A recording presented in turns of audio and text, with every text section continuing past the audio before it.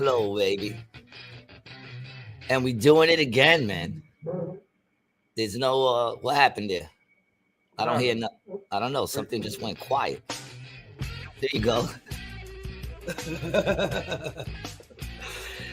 We're live. We're going live. Welcome to another episode of Rated G with Gary G. Garcia and Brian T. Licata. We're doing it again. I'm your host, Gary G. Garcia, along with my partner in misinformation, Brian T. Licata. Hello, How you love. feeling, baby? Hello, love. Great, dude. I'm so happy to see you. Yeah. Are you? Yep. Wow, you look like, you're shining, dude. You're shining. You got a glow to you. Did you? That's because I had 2 espressos today. Oh, all right. For a second, I thought maybe you might be with child. Yeah, I'm late. I thought maybe your lady hemmed you up and got you pregnant. It's fucked up. Imagine that's how it was. Imagine the shoes on the other foot and the dudes were the ones who got pregnant, and you were like, "Yo, Gary, I'm pregnant." I'm like, "What? Well, what are you gonna do, dude?" Like, Gary, I need a ride. I need you to give me a ride down to the clinic. I need a ride to the clinic. Gary, I know you live on the 4th floor. Can I come use your stairs?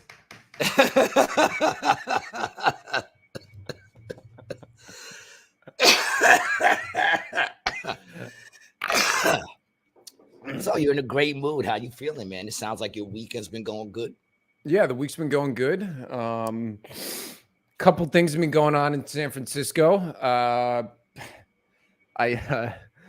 got an interesting piece of mail that came in. What's that say, yo? So this was delivered to my apartment, right? No address on it, right? So this was sent out to every residential address in San Francisco. Now it says front porch home match, right? Now I'm going to read the back of this to you while you can look at this. Porch home match. Yep. Hold on. I just want to guess. Can I guess what that means? You can guess what it means. Does that mean that they're putting homeless people on porches and they're trying to match them with like the right family that lives there?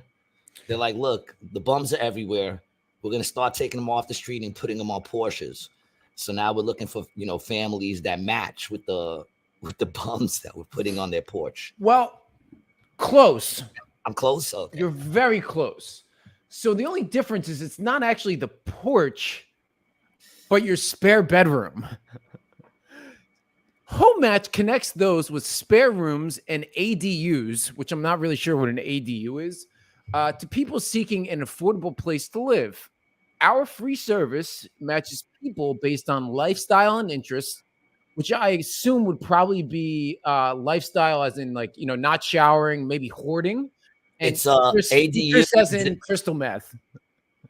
Wait. ADU is an accessory dwelling unit. Oh, an accessory dwelling unit. Okay, yeah. King's secondary housing unit on a single family resident. Okay, so like a mother-in-law suite in the back, which I'm sure we have a lot of those here in San Francisco. King Handles knows what we're talking about. Yeah, Big up to King Handles. Yeah. What's up, baby? Welcome back. Our free services matches people based on lifestyle and interests. We screen applicants through interviews, background checks, and home visits. Share your home, find a home. So now I think we should actually look this up and see what kind of houses we can find. But I just also want to note the funders of this, right? Can we? Nah, I can't see it. Why don't you tell me who it is? I mean, if they have better eyes, they could probably see it. I just the Department of Homelessness and Supportive Housing and the Mayor's Office of San Francisco. Directly from the mayor. Taxpayers. This is how they want to solve. They want to tax you to use your apartment to house their citizens. How many of them would you say are illegals? King Handles says they're not screening shit. Of course they're not King Handles. We know that. Right. Well, I mean, what do you mean? The people living on the street, how many of them are illegals? Yeah. Do you think you have a lot of influx of illegal immigrants there, or is it just? I think the people who are the illegal immigrants here are the dudes who are selling the drugs, and then they're bouncing. I've read a couple articles about that. Like the Tenderloin that's down here is run by like Honduran and El Salvadorian guys. So with these dudes, they come up from Central America, and since the cops don't really, you're not gonna get busted for like a low level, drug peddling offense. Dude, they just come here, sell drugs, and then bounce. I sent you that Joe Rogan clip where he's talking about San Francisco, and is it correct? People are leaving their doors unlocked and their trunks, the windows down, their trunks open when they park the cars. Oh yeah, dude. Oh yeah. King Hannah says, as a landlord, don't rely on any local government agencies to screen tenants. Hell no, man.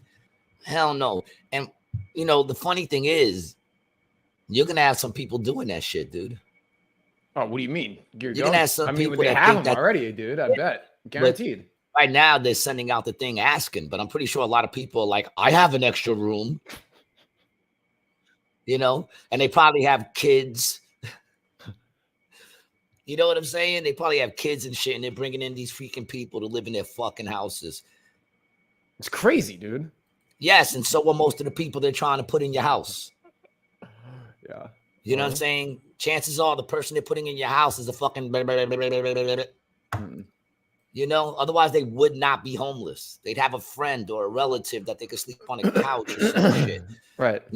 I'm living proof that you don't have to be homeless. I mean, how did I make it all this far on my own without ever being homeless?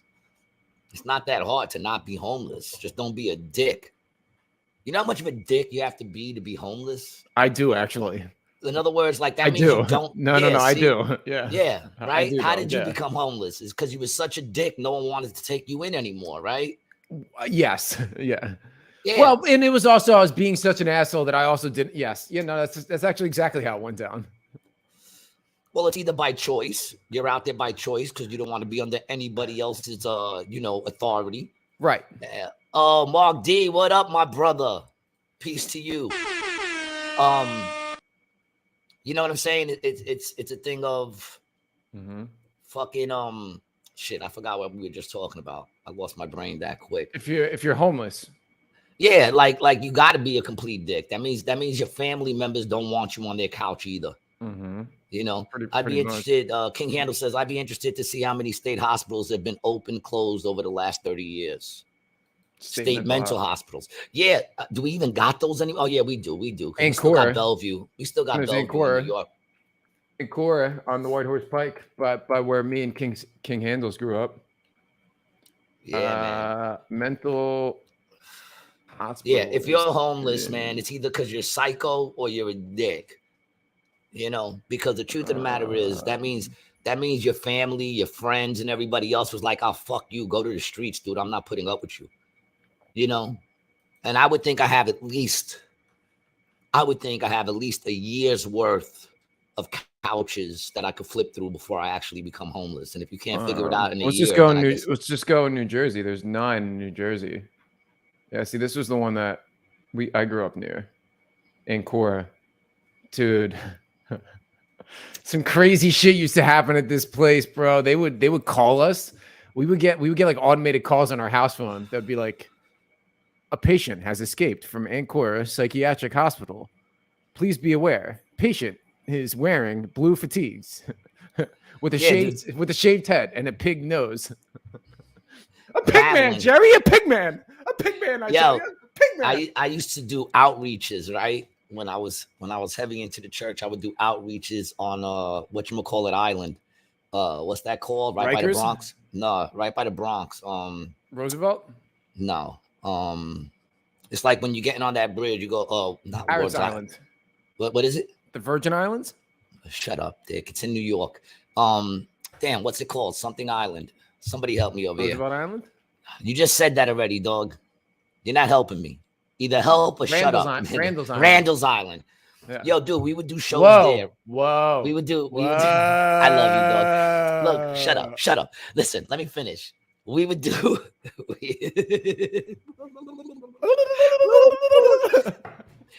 I would do shows there, right, and outreaches, right, because I would first perform. Yeah, shows. What do you mean, I would shows first at the psych perform. ward? Yeah, psych, the homeless people, all that shit, right, and I would go there. We'd be driving there at night, dude, and you'd be seeing crazy people popping out behind the bushes, just walking. Like you'd be driving down this long road, and you'd see just a dude with the long thing, his ass hanging out, just walking around. That was Got out of the Bellevue? fucking. Nah, that was Ward's Island. That shit used to all be homeless and mental institutions. I don't know if it is now. Ward's Island. You know. Yeah. I'll pull that up. Ward's Island. My mother used to work as a nurse there. Some nurses would sleep with the crazy patients. I bet the sex was crazy. I bet the drugs were good too, bro. Jasmine, what's up, mommy? Imagine that, getting some. I'm glad you're here, Jasmine. Jasmine wants to get my take on the Barbie movie. I told her I was going to give my review today. You know, me and Jasmine were going back and forth for a while before I saw the movie. And we're going to get into that, Jasmine. Right now, we're just talking about psycho people. This was it, the Manhattan Psych Ward? Yeah. Dude, that shit was crazy. You would see people just walking around insane. You could tell they were insane. And I mean, walking all slow. It was like driving through a zombie fucking town. You know what I'm saying? I don't know what it's like now. I don't know if it's still the same. It probably still is. I can't see it getting any better. You know, I don't know if it's still open. But I worry about you, dude, because I keep sending you stuff. I keep sending you stuff from like Joe Rogan, all those about San Francisco. Terrible. Yeah, dude. I actually, me and my girl actually had a conversation like 2 days ago, because remember I was telling you about the dog that OD'd in the park? Yes. Yeah, bro, that fucked me up, dude. Like that straight up fucked me up. It's like I can't walk the dog in a park for sure. Like, and dude, and then somebody said a baby, bro, in the same park. A baby, dog. Well, I kind of blame the parent on that. What are you doing letting your kid lick the floor? That's like those parents who get on the train in New York, which I haven't done in over 2 years, thank God, and I plan to never ride a train again in New York. But the subway? I hope to never ride the subway again. But you get on there, dude, you'll see a parent with their kid licking the pole, licking the glass, sitting on the floor, touching the floor. I'm like, this parent wants this kid to die. Yeah. This parent does not love this kid at all. They're tired of his crying. They're tired of fucking feeding him. They're just hoping that he licks a pole and fucking dies. Well, why else would you let your child lick a subway pole? I mean, if you're trying to build up their natural immunity, right? That's probably why you never got COVID. It's because you took the subway as a kid. I never licked a subway pole in my life. I didn't say you licked the subway pole, but you were on there in the 70s. I mean, yeah, it was probably just all around you, but my kids never did that shit. That's I didn't have kids. Syphilis came from. I didn't have kids who ran around like doing all that dumb shit, putting stuff in your VHS or fucking with your TV or fucking with my kids never did any of that stuff, dude. They didn't touch that stuff. They were just doing what they did. Because you beat them, right? Nah, I actually never had to, thank God. But I would have if I had to, but I never had to. You know, like that's the thing. My kids, I get on the train, they sat right next to me. I say, don't touch anything. It's disgusting. And they wouldn't touch anything. You know what I'm saying? Like, who are these parents that their kids are there licking floors? Whatever. You want to get into our sponsors, and then we'll get into the Barbie, because I'm interested in what you got to say about the Barbie. Well, here's the thing, man. Before we get into what we're gonna get into, man. Everybody out there, man. Oh, I gotta send you something first after I do this too. If you're wondering, this show is sponsored by XXX Playground. What is XXX Playground? Well, go to XXXplayground.com and pick yourself up the best adult communication tool ever. All right? You want to try something new? That's the way to do it. You roll the dice, you blame it on the dice, and you get what? Fist deep in someone you love at XXXplayground.com. Do it tonight. Get fist deep tonight. No better time than the present to warm up those forearms and let that elbow shine like a little booty plug.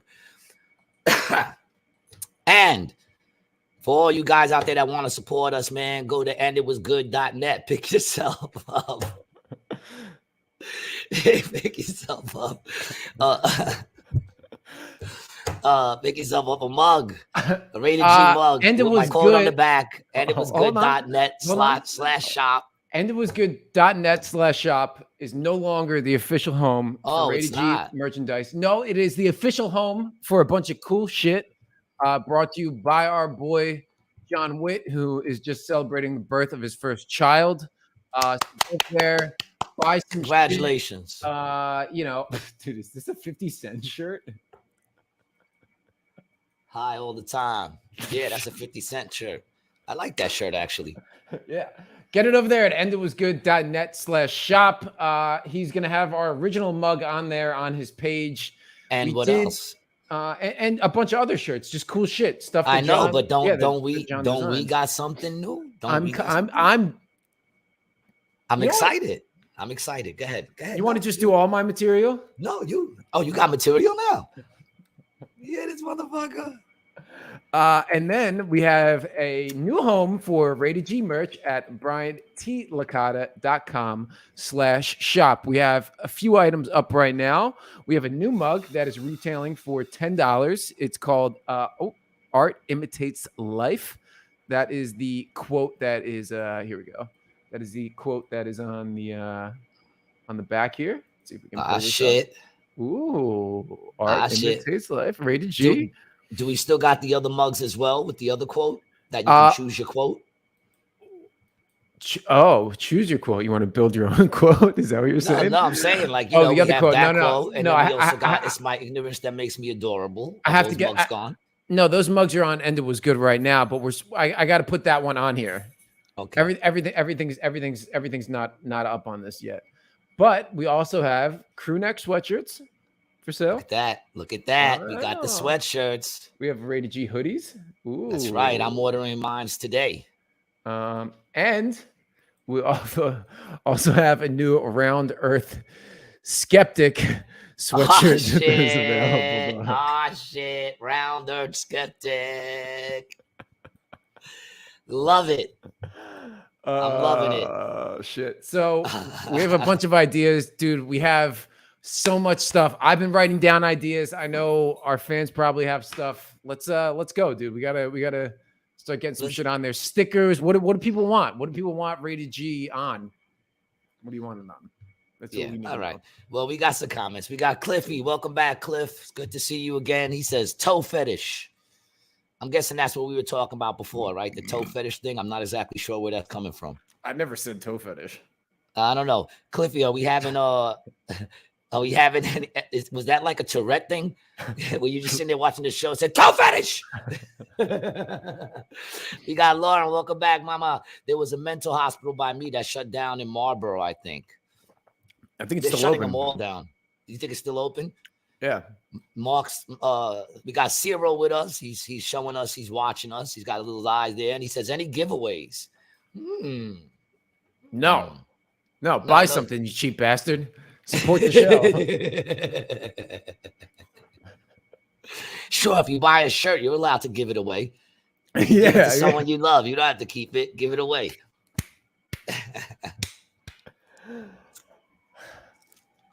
All right, man.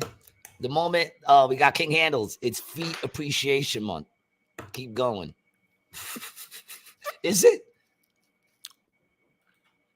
I have to ask because they have appreciation months for everything now. And Cyril said, F you.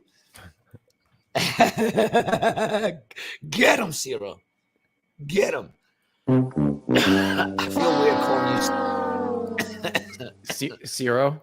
I feel weird calling that because I know who it is, but I don't want to, I'd rather keep the names that everybody has on their thing. I don't want to start calling out real names and shit, even though I know who you are. I know who you are.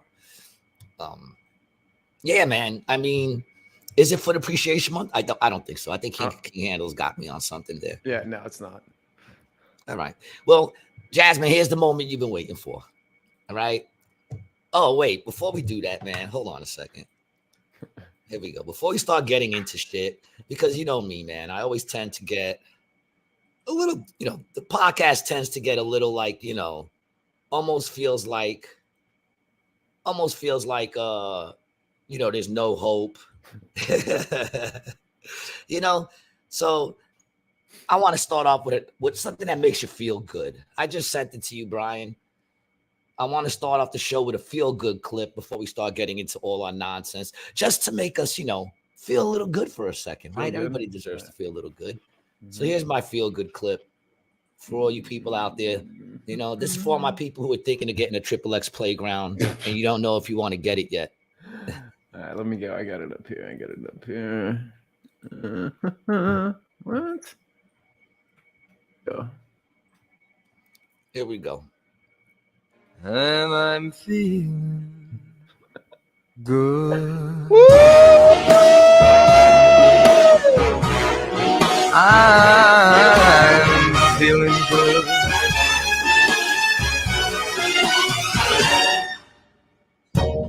It's just a little rapey. Not gonna lie, this is a rapey cat, bro. Huh?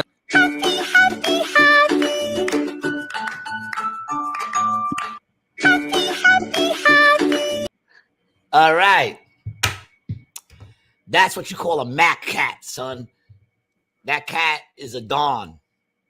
You see that motherfucker? He's a Don, son. The first one, listening to Michael Bublé, that one? Yeah, that's right. Yeah. He, dude, look at this. Smooth as silk, dog. Look at that. Tomcat. Smooth as silk. Look at him. That's some Mac shit right there.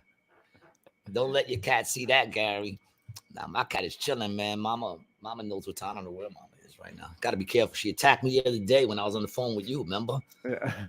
I was on the phone. I let out a scream, right? I said, ah! Yeah. Bitch. Fucking, she hasn't attacked me in a long time. Which made me think, when you get, I want a big cat, those big ass cats. Uh-huh. But, I saw one the other day with, somebody with a spotted big ass cat in the video. And I'm thinking, man, if that cat was to attack you, bro, that's it. You're done. It could kill you. It could kill you. Cats don't play, man. You ever see this cat video?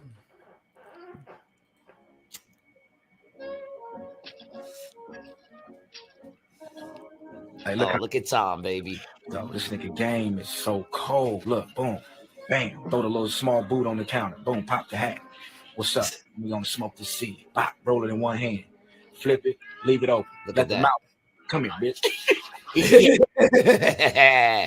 Boom, Tom and Jerry was the shit. Wow. Yeah. One pull, nigga. That motherfucker gone. I'm done with it. What's that? Howdy, bitch. Yeah, baby. Cats are the best. I'm sorry. Monkeys coming close second. You think so? I feel like monkeys are kind of dirtballs, dude. They're like throwing shit. I mean, it depends on the monkey, I guess, right? The Yes. telomeres. That's what I've been into. The telomeres. I've been going to the zoo, visiting them, and just sitting by the window and watching them jump around and attack each other. Telomeres? Telomeres. Telomere monkeys. TALAMIR, I think it is. I think that's how you spell it. Huh. Yeah, see, he thought I was but What? like, How do you spell it? I don't know. Telomere. How do you spell it? I don't know. Let me see it. I think can't find anything yet because I don't think you're spelling it right. Spell it again. Man. How is it? TAL. Huh? I guess LA. I guess telomere. Telomere. There's Telomere monkeys. Let's see. Talopin. Talomore monkeys. Talomore. Yeah. Talomore monkeys, man. They got those nice mustaches. Huh. My car noticed too. Drew K, I took a phone call and came back to cat videos. That was just for you, Drew. Clippy says, is or is you ain't my baby. That's another good one. Is or is you ain't my baby. Way you acting lately, it makes me down.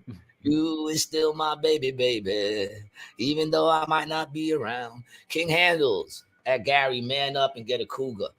I actually I didn't have, but my neighbor had what were they called? What was the name of that cat, man? Shit was huge. They like the Sphinx. Damn, I can't believe. No, it's not a lynx. It's Is it a cat you would have at home? No, totally illegal. She got it on the black market. Cost like 7 G's. It was It starts with an A, I think. I got pictures with it. The shit sat my height, man. I'll never have a relationship with another animal like that. It was a fucking huge. Savannah cat, No. Bengal, Sphinx, No. Burmese, Chelsea, Are Ocelot, Bombay, you just gonna run down the whole Caracal? caracal? Woo! Yeah, you found it. Look at that. You found it. Yeah, bring that up. I actually had a relationship with one of these things until it got out and got hit by a car up in Long Island, which broke my heart. They found it like 4 towns over after it got out. Yeah, look at that bad boy. I used to chill with one of those. Yeah, it was dope. And when dog. And dude, one time it got loose, right, in the building because my neighbor was on vacation and it learned how to open her door.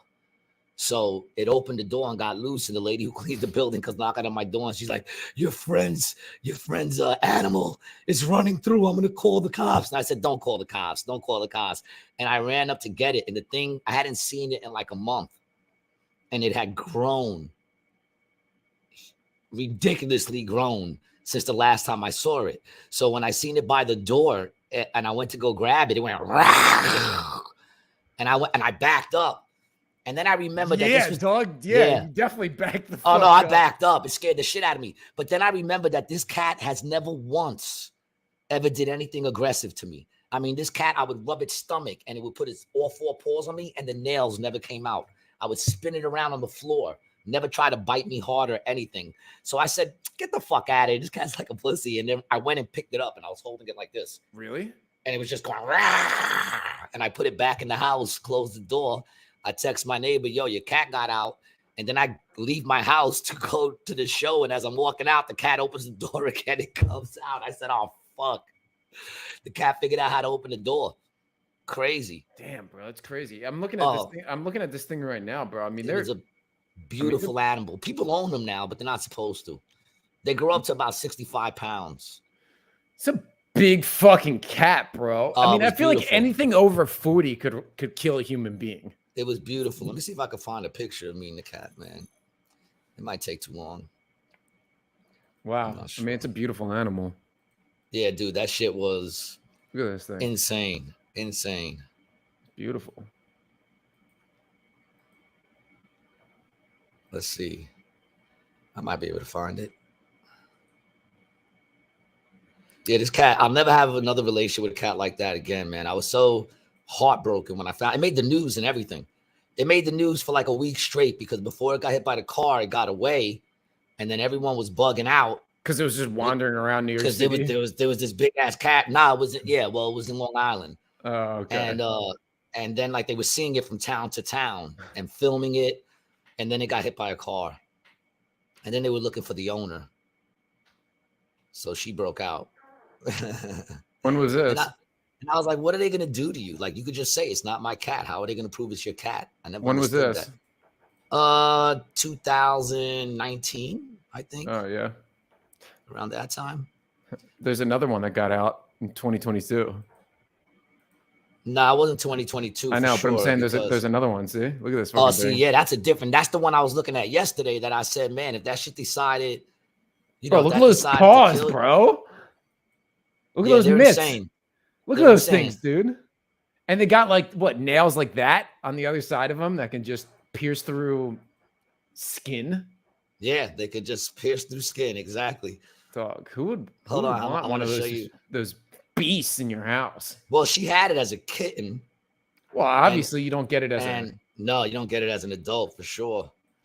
But damn, man, where is it? Because I'm right here. I got a picture of it, but I just want to get the picture that I took, the last picture I took with it. It's fucking amazing, man. Oh, here we go. Where is it? This cat was fucking amazing, man. Fuck. Well, let me show you just the cat. Fuck it. I got a picture of the cat. Let me see. No, that's not a good picture. That story of you picking it up is like the video of a Muslim woman carrying off a pissed off lion. Like Yo, it was huge, dude. It scared the shit out of me when I first, because I didn't remember it being so big, man. And then it was like I forgot that I hadn't Bro. seen me in a while. Check this shit out.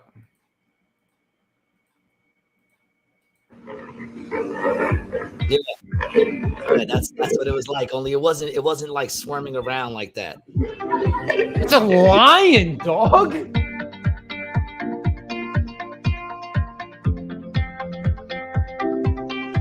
What odd music to pair up with this video also. I just sent it to you. I sent you a picture of it when it was a little younger. I don't know if I sent it in a text or on Facebook. I don't know how it got sent to you. Might be on Facebook.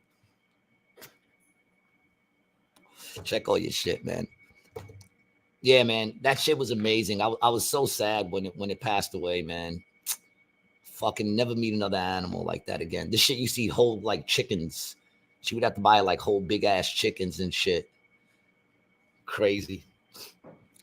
Did you get it? No, I didn't get a message from you on any platform.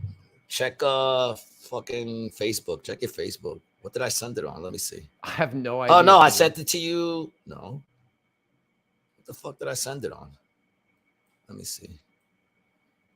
It said Brian Licata. Damn, why is it telling me to lie? Oh, here you go. Now I got it. Now There I you got it. go. Now I got it. I'm not fucking with my Facebook. My Facebook fucking signed me out for some reason. Now it's telling me I have to sign in. I refuse to sign back in because I'm afraid. Bro, I don't even know how you shared it. You shared it with me on Google Photos. Oh, okay. Because I sent it from my Google Photos. Which is actually a brand new way. Now we have one more fucking way that we're just gonna send. I just sent it. It was that in now my I can't photos. fucking keep track of. All right, man. What do you want from me, dog? I don't even That's know why what to you're do. the I don't even producer. know. I don't even know what to do with this, dude. You can't show it? I mean, I can, but I have to figure So- out how. How about you just send it to you and then something else? Or just download it to your desktop. Can't do that. Drag it. Just drag it to your desktop. For my phone? Oh, hold it's on your phone. Hold on. Oh, it's on your phone. Okay, I didn't know, man. You know what? Go fuck yourself. Okay. Here, I guess I can show it like that. I mean, this is real. Oh yeah, save. Here we go. Save. So now it should be in my photos, theoretically. That's a good word, theoretically. I'm surprised I don't use it more. Really? Because I mean, a lot of stuff you say is mostly theoretically. Yeah, that's what I'm Yeah. saying. I'm surprised I don't use that word more. Should add You it to your repertoire. I should add that Oh, to my repertoire too. Repertoire? Yeah. Definitely can't spell it. Look at that bad boy, man. That's when he was little. Ah, he was so dope, man. Look at those mitts too, He was bro. already the size of a dog. He was already the size of like a medium-sized dog already. He and the kind of looks dog- friendly. Oh, he was completely friendly. He was, like I said, I never met a friendlier cat. He was so dope. He was so dope. All right. Well, anyway, let's get into it, man. I saw the Barbie movie.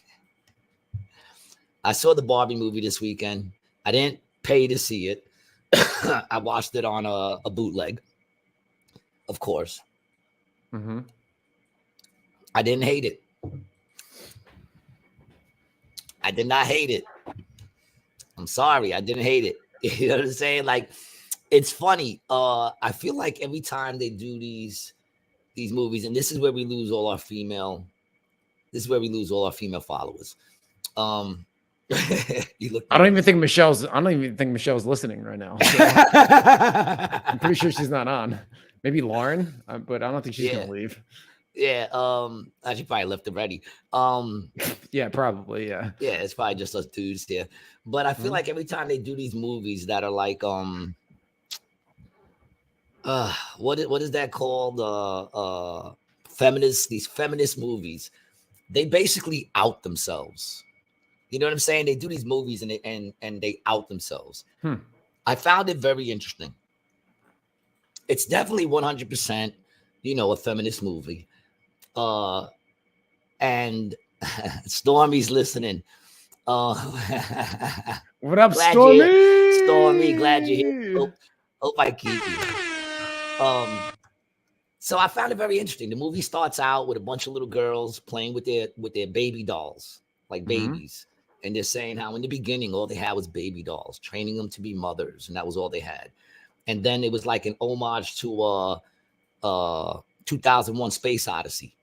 What, in the Barbie movie? Yeah, that's how it starts, like 2001 Space Odyssey. Really? Yeah, you see them playing with the baby dolls, right? And then who's playing? Because little girls. They show a bunch of little girls playing with not Barbies, regular baby dolls, like looking like babies. And then the Barbie doll appears real big in the middle, and they're all like, oh. And then they all start. Oh, like the tablet in 2001. In 2001, and then they all start smashing the babies. Oh. You know, they start banging the babies, breaking their heads, bashing the babies, right? Stormy said you can't give it.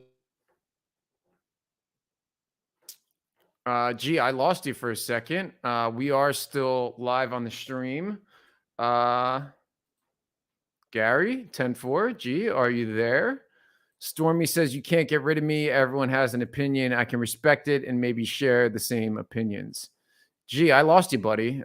We are still absolutely live here on the stream. I'm going to try to get a hold of Gary and see what's going on with him.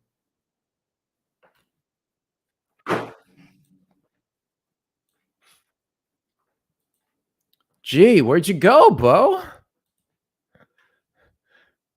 See, this is what happens. We try to talk some shit, and then Gary forgets to pay his internet bill. Yeah, what do you owe Comcast some money, dude? Nah, man, I'm on. You're on? I don't have you in there. No, I'm not in here right now. Oh. You kick me out. Yeah. You're still on? Let me see if I can go back in. Yeah. Try to click the link again. I got you here full screen. Why did this shit let me know, man? This shit is annoying the fuck out of me. What is it saying? It's not just, it's just spinning. It's not letting me in. Hold on.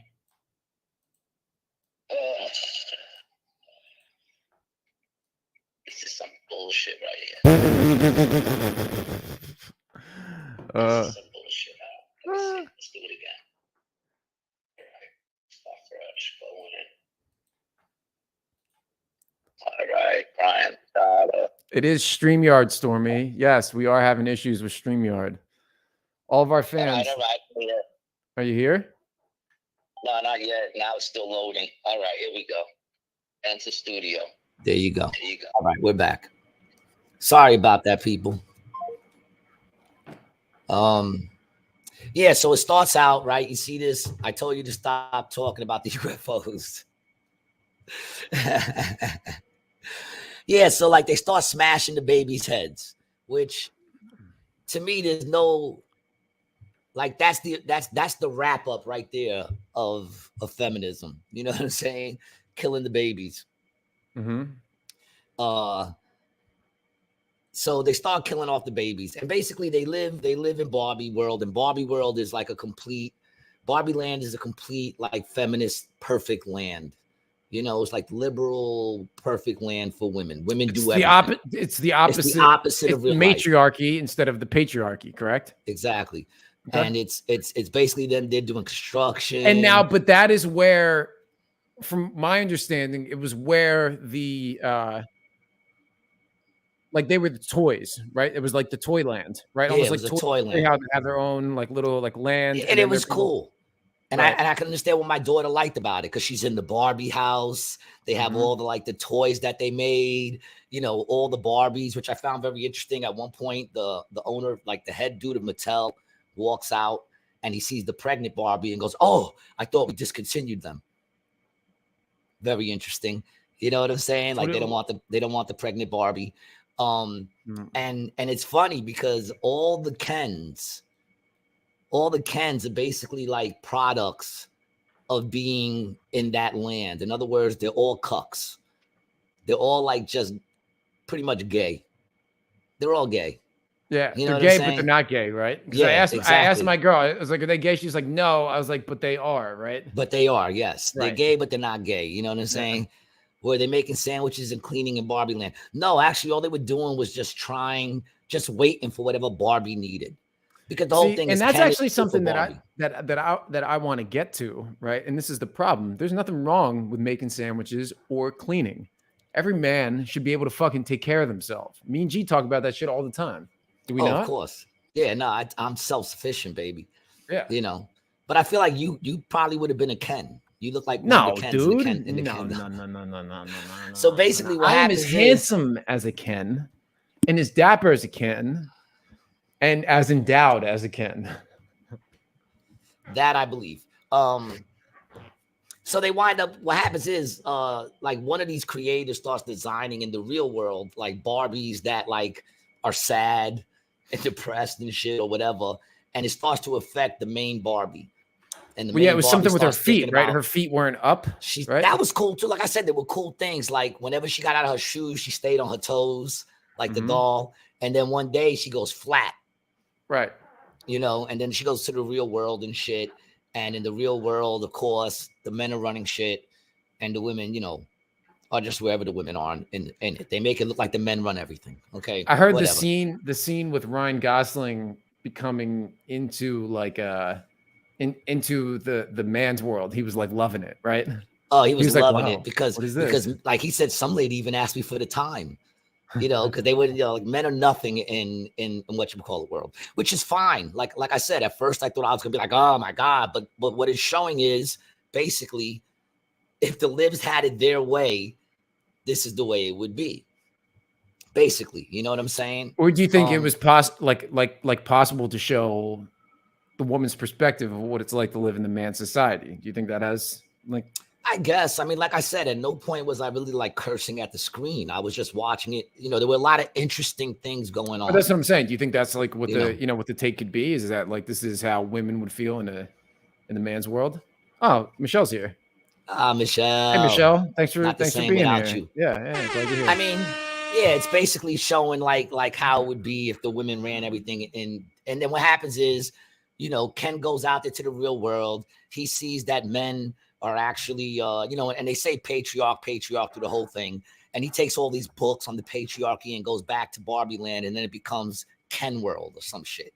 You know, now Ken is running shit. All the chicks are, you know, serving Kens when she comes back, you know. And I'm not going to lie. Back to the Barbie land? Yeah. They all appear to be very happy. Okay. They're all smiling and they all appear to be very happy. Right. But then what happens is Barbie goes in and the creator chick in the real world hooks up with her, and they have to like keep snatching all the Barbies to snap them out of it. And they snap it out by giving that speech that we showed last week where she's like, you know, and that's what kills me too, because she's describing what a woman has to be. And she's like, oh, you got to have kids, but don't talk about your kids too much. You got to be strong, but pretend you're weak. You got to be beautiful, but not so beautiful that other men pay attention. That was the scene that we watched. We watched that scene. Yep. And I watched that and I seen her say all the things that women have to be. And I sat there and went, for who? Like what? Men ain't even thinking that deep. We're not even thinking that deep that you got to be this. Just don't be fucking annoying. How about that? Learn to fucking tell a story. Never once did she say, we need to learn to tell a story. No, learn to tell a fucking story. I don't give a fuck if you're too strong, too weak. Nobody gives a shit about that.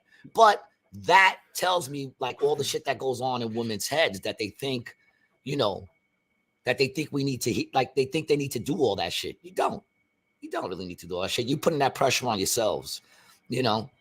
But it's crazy because Barbie doesn't care about Ken at all. Ken's like totally in love with her.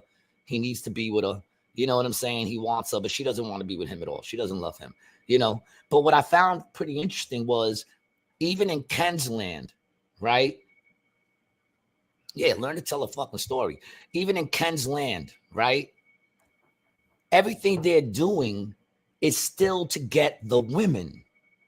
You understand what I'm saying? And I found that very interesting, that although they were running shit, everything they were doing was trying to impress the women to get the women. You understand what I'm saying? So in Barbie land, the men were waiting around, doing nothing, just at the whim of the women, waiting to take care of their woman.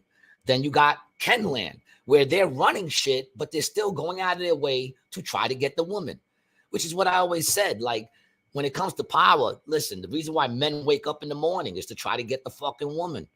You know, they have nice cars, not to impress other men, although nowadays dudes might be impressed by that, but it's really the dude with the nice car gets the woman. The dude with the good job gets the woman.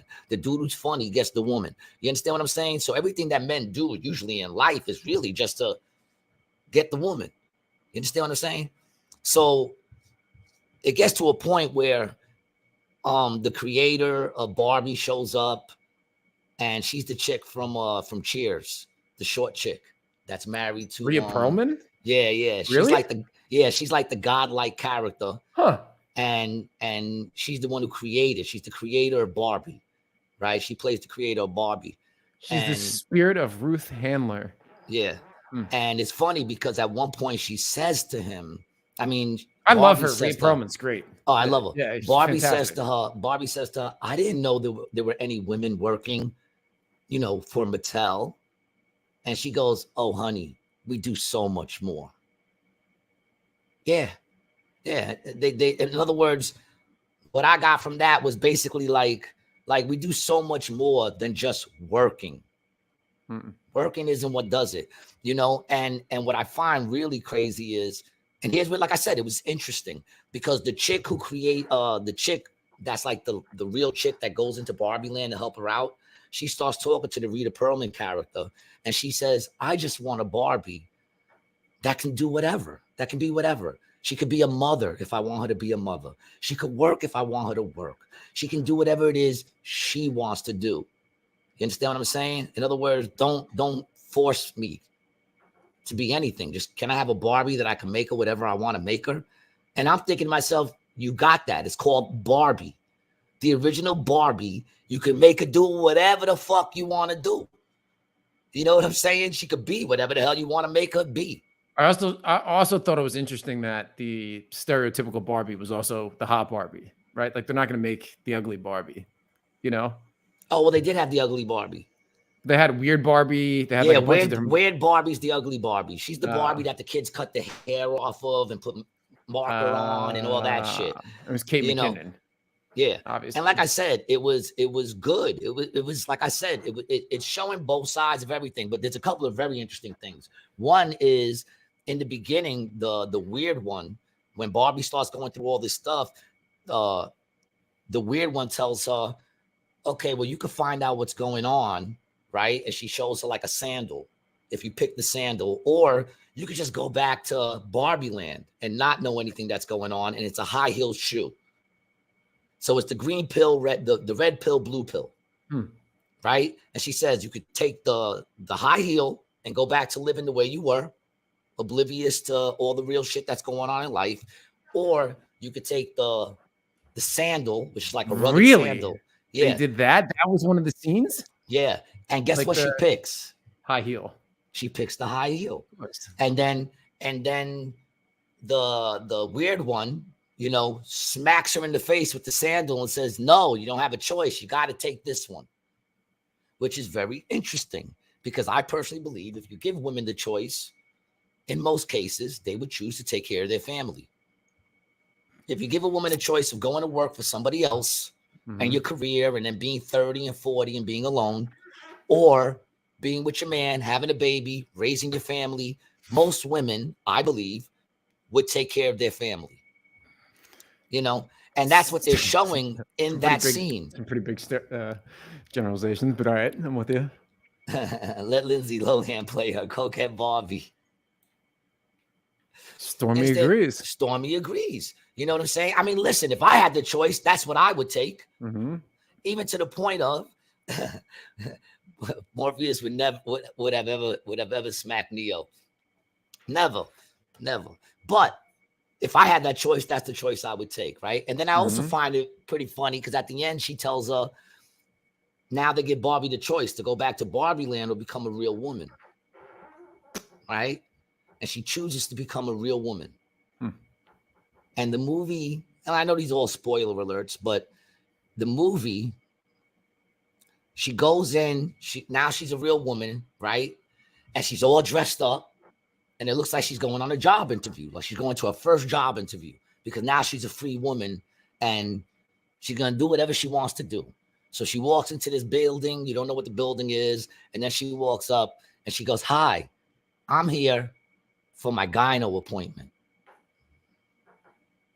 So the first thing she does as a real woman is go to the gynecologist.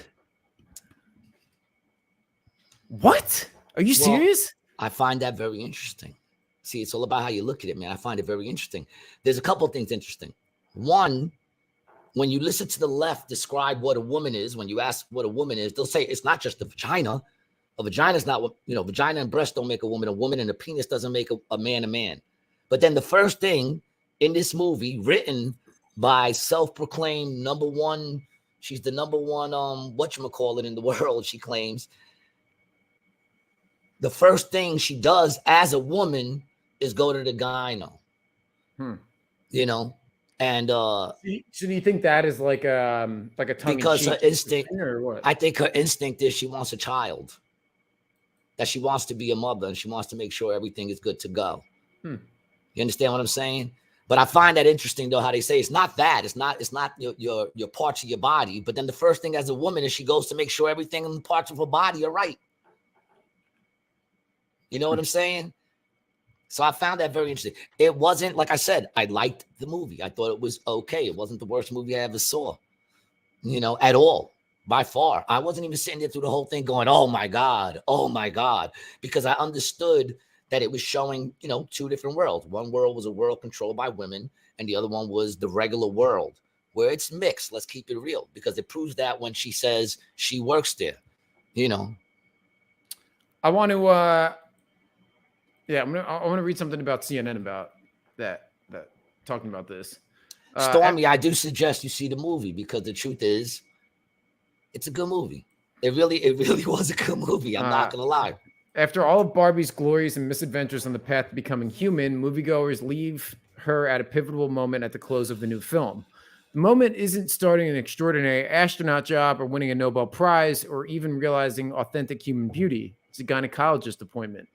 In the film, the character Ruth Handler, who invented the doll, explains that Barbie doesn't have an ending. Instead, the movie closes with Barbie beginning the full human experience. Why is something as ordinary as a doctor's appointment important enough for the final scene of the movie? What makes this regular inconvenience a unifying entry into womanhood? To help us with these questions, I spoke to CNN medical analyst Dr. Lena Wen, who is an emergency she knows the answers, and professor of health policy and management at the GW Milken Institute of Public Health. She served as Baltimore's public health commissioner, which her main job was testing fentanyl on the streets of Baltimore. Yeah, or whatever. Yeah. Why might it be important that Barbie culminated in a gyno appointment? Having everyone see Barbie go to the gyno normalizes the experience. It solidifies the understanding that reproductive health is an integral part of overall health. I hope that will be one of the main takeaways from the scene, which is that every girl, every woman, every person who has female reproductive organs should seek regular preventive care to address the reproductive health. So what you mean is every woman? No, every person. No, every woman. See, and that's another thing. Whenever they do these movies, they expose how ridiculous that is. Yeah, because look, even Barbie didn't want how that. often should women and people with female reproductive health? I know, dude. You mean women? And here's the thing. Remember that show? There was a movie that came on right after. There was a movie that came out on Hulu. We talked about it back in the day. That came out on Hulu, where right after pandemic, they had this season where all the men died. All the men died, and all that was left was the women, right? Yeah, and the men didn't just disappear. The they last died. Man? Was it the last man? Yeah, the last man. Yeah, why? Right? Check that out if you really want to see them expose themselves again. Because in that movie, right, one man survives. Only one man survives, and they're trying to keep him secret, because I guess all the chicks are going to want to bang him or whatever, but they're trying to keep him secret. But there's other men walking around. You know what men are walking around? What? Trans men. They didn't die. Interesting. How interesting. How interesting that the trans men didn't die. Why didn't they die? Because only the men died. And that's a movie written by a female. I checked it. I looked to see who wrote the shit. It's a female who wrote it. And here's the thing. I couldn't even get past the fourth episode. I couldn't, because it was just so annoying. Because let's break it down and keep it real. Can I keep it real? I will keep it real. In the movie, after all the men died, they got dead bodies all over the place, because the men just died. They don't disappear. There's dead bodies everywhere. They don't even clean up the bodies. they got to hold like these meetings. What are we going to do about the bodies? And they're like, well, the bodies ain't as important as trying to figure out how to get the electricity going and everything else so that we can get this world running again. And they're like, but the bodies are going to start, deteriorating and bringing, infection and all this other disease. And so now they're holding all these meetings, and it's funny because the president, of course, is the president's wife. Like, it was like all the wives step into their husbands' roles. Mm-hmm. So if your husband was, the minister of defense, now the wife becomes the minister of defense. You know what I'm saying? Like, why? What makes her so fucking, why? Just because her husband was, now you know how to do it. But regardless, they don't clean up the bodies. You know what I'm saying? Like, for months, they're not cleaning up the bodies and they're still trying to figure out how to get everything running. Okay, now let's take that scenario and spin it around. We wake up one day and all the women, I hope it would never happen because I love women, but they all die, right? What would the men do? Would they have to hold a meeting, or would someone just be like, all right, our first thing is we got to get all these bodies out of here. We got to put them someplace so that it doesn't, you know what I'm saying? We got to bury all the bodies. The first thing someone would do would be to set up some post rigor mortis sex shop with dead bodies. Oh, that is the first thing some sick fucking male would do. But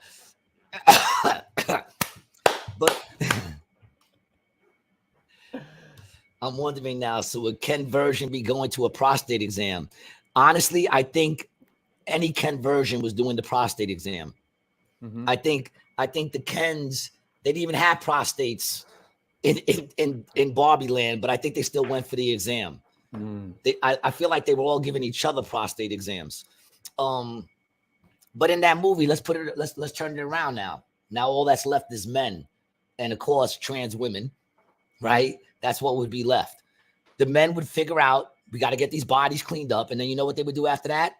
Just go to work. They would just go to work. And the world would still continue. You understand what I'm saying? Like, without skipping a beat. They ain't got to figure out how to throw on the electricity. They ain't got to figure out how to get the water going to the house. Why? Because they're doing that already. They ain't got to figure out how to build buildings and build houses. Why? Because they're doing that already. So they would just go to work. They'd probably take a week off to clean up all the bodies and then go right back to work. And then they start to figure out, all right, this is a problem because how are we going to keep this world going without women? So then they start to go into the science and all that stuff of trying to figure out how to bring women back, because women are very needed. So don't get me wrong. Women are very needed. We're just different and we play different roles, and there's nothing wrong with that. And when you see these movies, they show how, like, listen, man, you could try all day to become a man. You're not gonna. And men could try all day to become women. They're just not going to be. I mean, don't get me wrong. And anyone knows me. They know I have no problem with trans women. I don't give a fuck what you do. And I think you're hitting a very good point, dude. And I say this shit all the time. What we need to be doing is sticking to our strengths. Like in a relationship, right? With me and my girl, we stick to our strengths, right? Yeah. Whatever She's the we're main provider, you stay looking cute like a whatever we're good at, dude. And I say this shit all the time. Double and triple down on the shit that we are good at, dude. She's a really, really good programmer and software developer. So, bro, she doesn't need to do so. Like, bro, I'll go grocery shopping. I'll order the shit on Amazon. I'll go down to Trader Joe's and buy some shit. You just keep going over there and code your little heart out. That's what I want.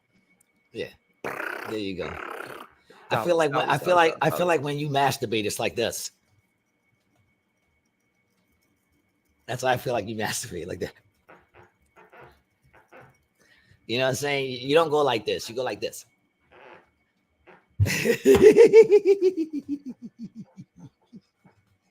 Hey.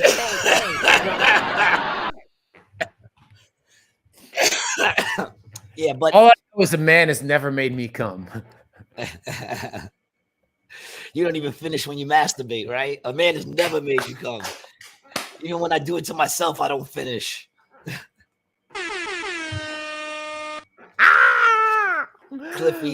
Cliffy says, you're terrible, Gary. I know, Cliff. Cliff, you know this. I know this. It's All what right, I so am. let's get back to Barbie, man. I mean, what's your synopsis? Listen, What's your I wish you final would have take? saw the movie. I told you to watch it, but you didn't. I wish you would have watched it because you probably would have made for a better conversation because you'd know what I was talking about. But you didn't watch it because you never read or watch anything I send you. Well, that's not true. I sent you that other thing the other day with all the hospitals, how they're all named after saints. Did you watch that? Where the dude was talking about how like there's a reason why they're killing all the babies, and that the church is trying. Oh, dude, bro, that was heavy, dude. It's heavy, right? I didn't watch all of it. Yeah, Yeah, I fell asleep. I was trying, I fell asleep. But basically what it was saying is like even back in the day, there was 2 times biblically back in the day where they were destroying babies. One was when Moses was being born. They knew Moses was coming because it had been prophesied right. that Moses would come and lead his people out of Egypt. So they were trying to make that not happen. They were trying to keep their power. So what did they do? They started killing all the babies so that baby wouldn't be born. And of course, Moses was born, put in the water, sent away. They snuck him away, right? They did it again with Jesus when Jesus was going to be born, right? He sent all the people out to kill all the babies 2 and under, right? Because they didn't want Jesus to be born. And they're saying that right now that the church to this day is still doing it. And they're doing it in the hospitals, and they're doing it with abortion because they know that there's been a prophecy of Jesus coming again. So what they're trying to do is make sure that baby's never born.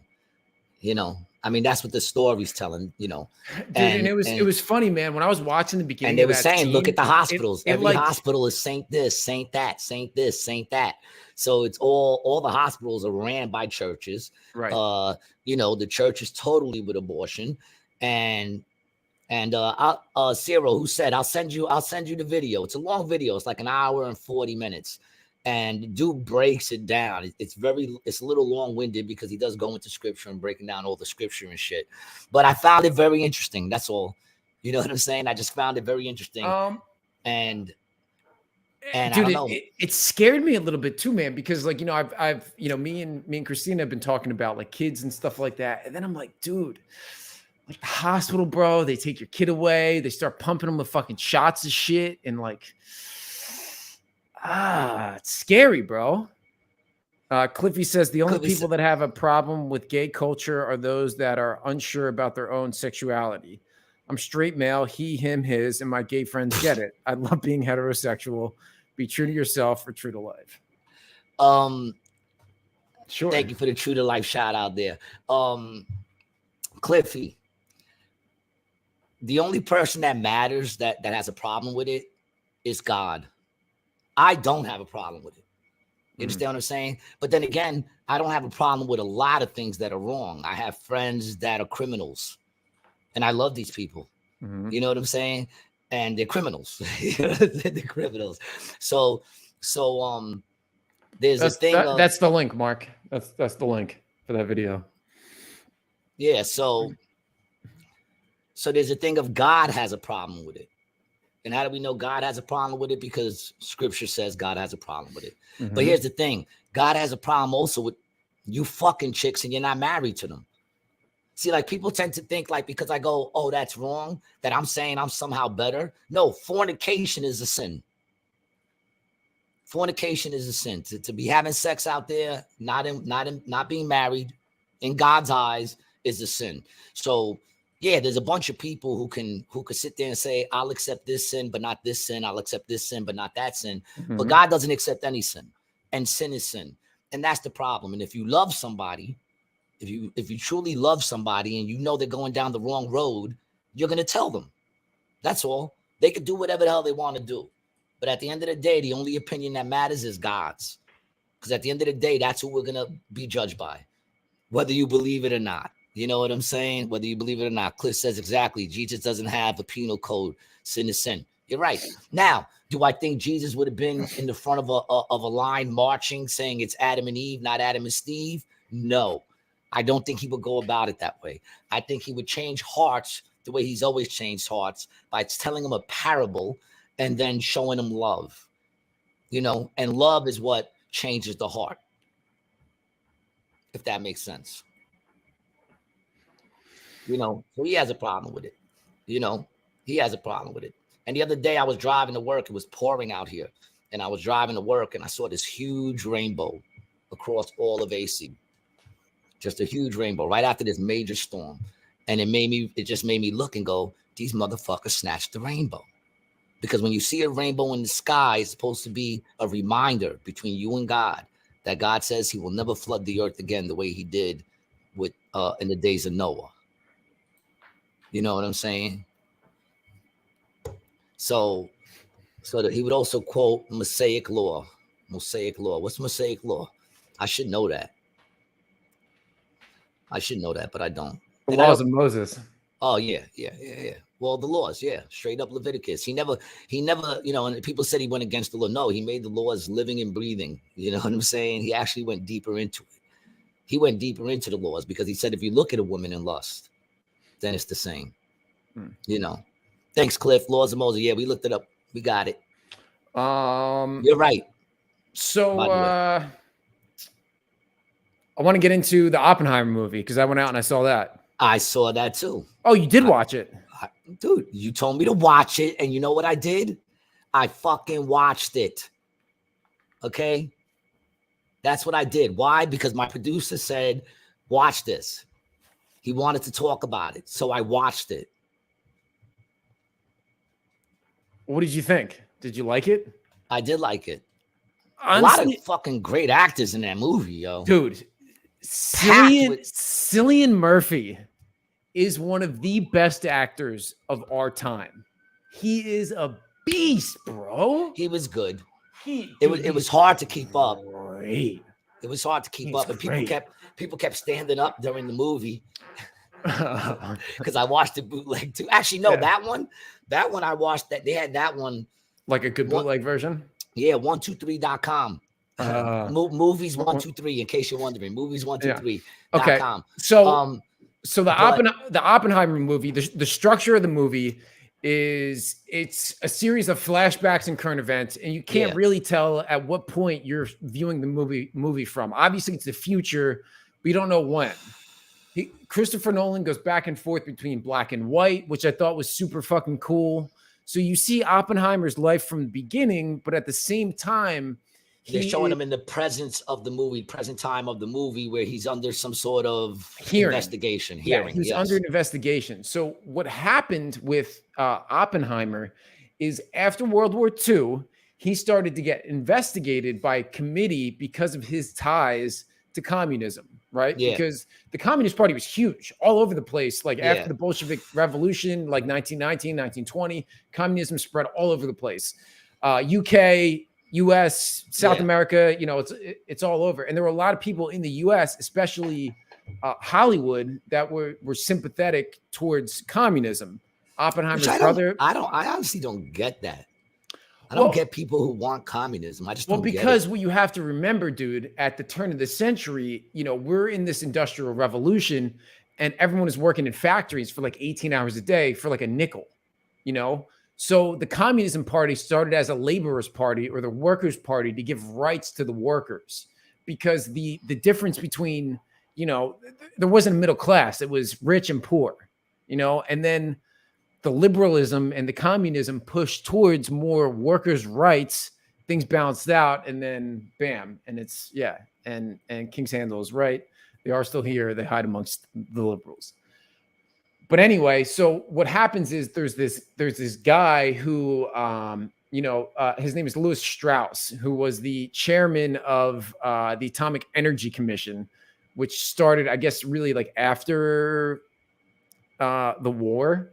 And he eventually was getting put up to be like in the cabinet, I think, for Eisenhower or something like that, or Truman or whoever. But he was a guy who basically railroaded Oppenheimer, right? And because what they did was they Robert Downey Jr.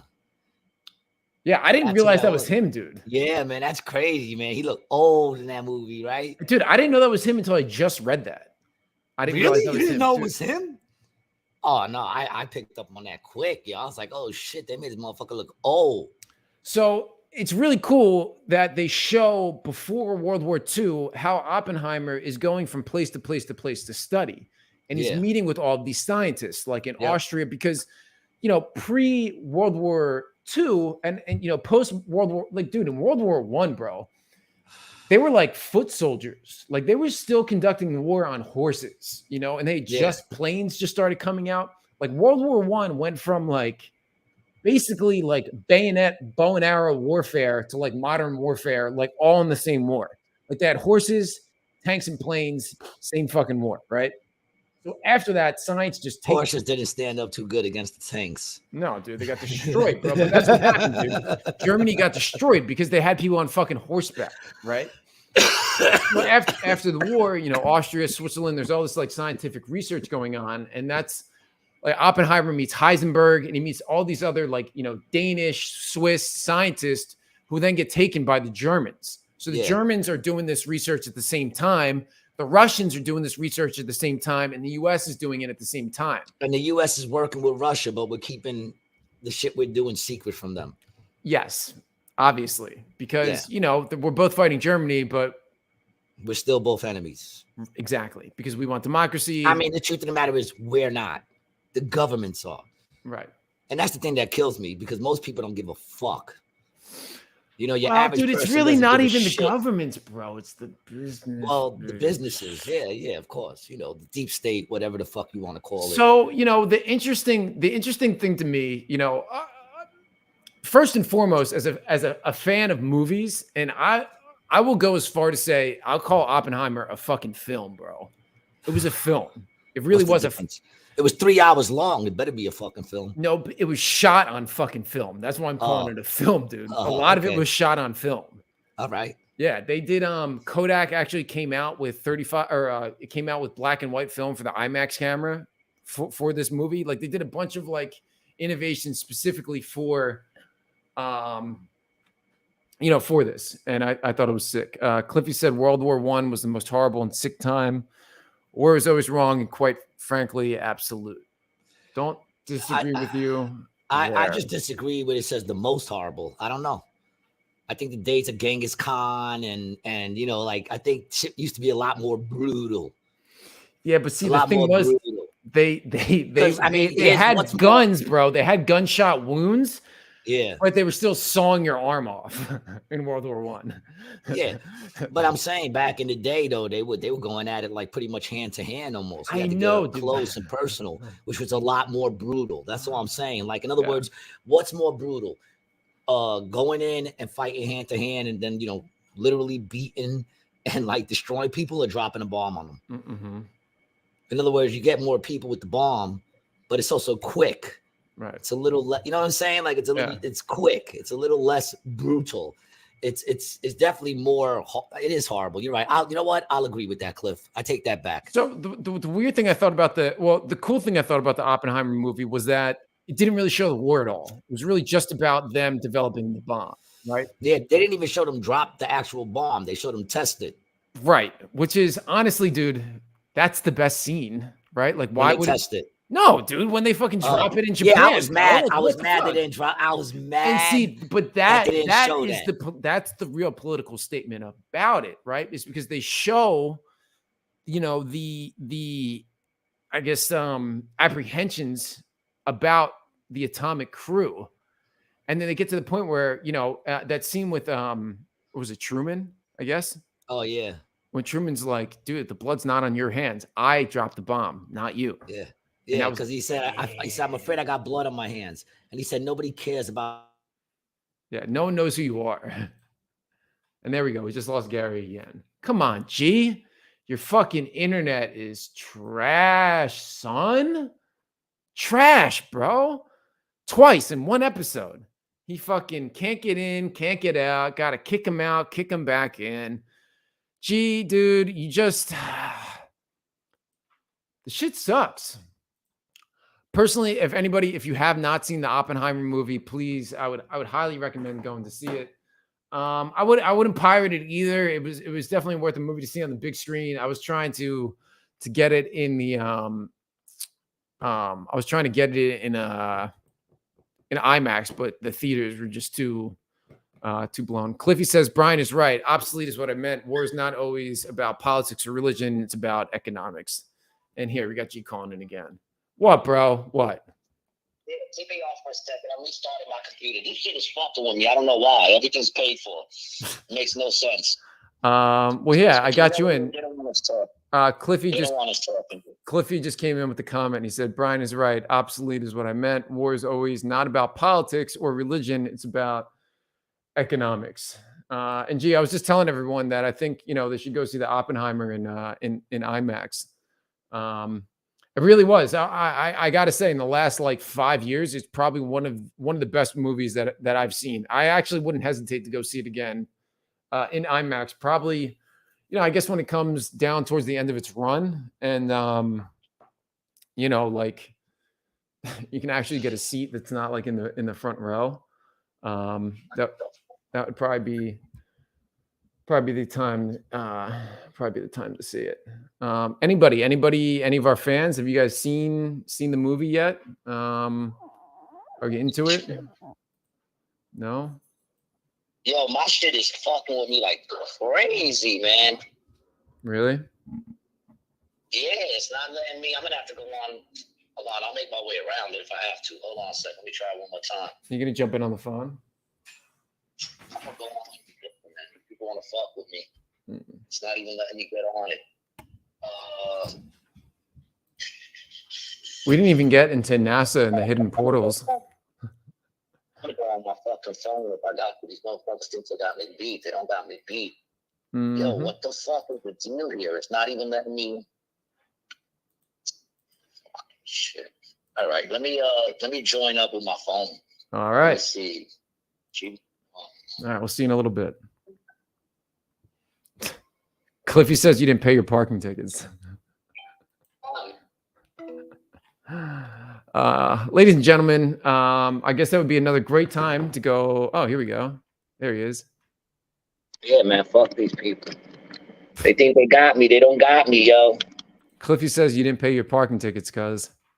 I still got one ticket, but I went to pay it, and the motherfuckers I went to pay it, and the motherfucker said it's not in the whatchamacallit. It's not in the system yet. Meanwhile, I got the shit last month, so I don't know what's up, man.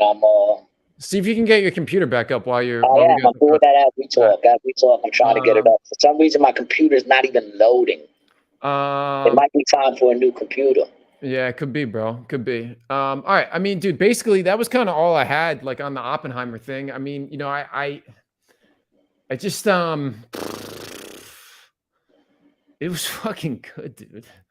It was really. It was definitely a good movie. I definitely was bugging on it. What the like fuck? the visual effects, dude, were fucking unbelievable. Really were absolutely unbelievable. I was let down though that they didn't show the dropping of the bomb. Well, dude, I mean, I didn't think that they were going to show that. I mean, it's and dude, it brought on a good subject. I mean, we basically dropped the A bomb on and defeated Japan. But, the colonial control and the imperial Japan that they had, surrendering wasn't part of their philosophy at all. The Japanese used to do this thing called seppuku, where they would stab. Like if they got defeated, they would have one of their best friends and other soldiers stab them in the chest, and they would rip their like stomach apart. Here, let me pull it up. Seppuku.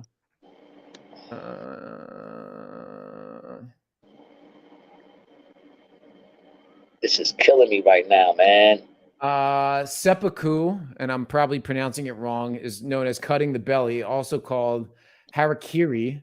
A native Japanese kun reading is a form of Japanese ritualistic suicide by disembowelment.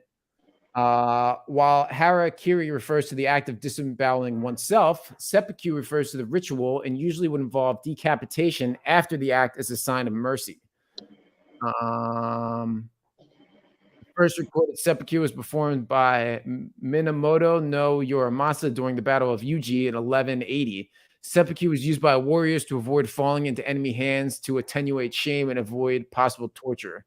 Samurai could also be ordered by their daimyo or their feudal lords to carry out seppuku. Later, disgraced warriors were sometimes allowed to carry it out rather than to be executed. The most common form for men was composed of cutting the abdomen. When the samurai was finished, he stretched out his neck for an assistant to sever his spinal cord. It was the assistant's job to decapitate the samurai in one swing. Otherwise, it would bring great shame to the assistant and his family. Woo! Nah, you had to do it yourself. Yeah, isn't that shit where they? Bro, they would stab you and rip it up. That's horrible. It's pretty bad. You know what else is I mean, horrible? didn't the West they to like shoot their own men if they were running back? If they retreated, would they just shoot them? Yeah, I mean, a lot of countries did that. Yeah, I feel like we did that too. Yeah. You know, I feel like we did that too. Hold on a second, man, because now I got to plug in my phone. Give me 1 second. Fucking shit. Ladies and gentlemen, this is some bullshit. This is some grade A bullshit. But I did actually want to, bro, 12002, welcome back, dude. Gary looks evil when he's angry. I like Happy Gary better. No Obamacare back then. Yeah, I do like Happy Gary better. All right, so this is actually something me and Gary were having a phone conversation with each other, and we were talking about Tucker Carlson. And I was actually going over the January 6th footage with a very close, relative of mine. I was talking about the January 6th footage with a very close relative of mine, and I was showing them the Tucker footage. And what they were saying is that, like, a lot of stuff that Tucker had to say was good, but it felt like sensationalized. And that's when I brought up to Gary that, I like what Tucker has to say, but I feel like he does that mainstream media, kind of tactics, right? And Gary was like, "No, dude." Gary says, he's the kind of journalist that you want. You want a guy like Tucker. You want him, saying this. Yeah, you do. And bro, I agree with you. I think you do want a guy like Tucker. But then I decided to look into Tucker a little bit, and then I found out some stuff about Tucker that maybe we didn't all know. So Tucker was born in San Francisco, which is surprising for how fucking right wing he is, right? But wait a minute, was he always right wing? I think he wasn't. At one point. He wasn't. He used to be a registered Democrat. Yeah. He was. So let's just go into his life real quick. So he was born in the Children's Hospital in San Francisco in 1969. His dad was his mom was an artist, and his dad was a gonzo journalist who became the director of Voice of America, which is something that we're going to get into, and the Corporation for Public Broadcasting, as well as the U.S. ambassador to the Seychelles, which is really where we hide mad money, and blah, blah, blah, blah, blah. So his grandparents, Richard Boynton and Dorothy Anderson, teenagers, they were orphanages, blah, blah, blah, blah, blah. And his wife, Carlson's maternal great-great-grandfather, was Henry Miller, the cattle king of California, who was once one of the largest landowners in the U.S., and his maternal great-great-grandfather was Cesar Lombardi, who immigrated from New York from Switzerland in 1860, and had some other things. But, I really want to get, father married, related to Fulbright, has connections to the Swanson family and the Campbell Soup Company. Right, but let's just go down to his dad, right? And this is what I want to talk to about Tucker's dad. So Tucker's dad was the director for Voice of America and the Corporation for Public Broadcasting, right? So Voice of America, right, is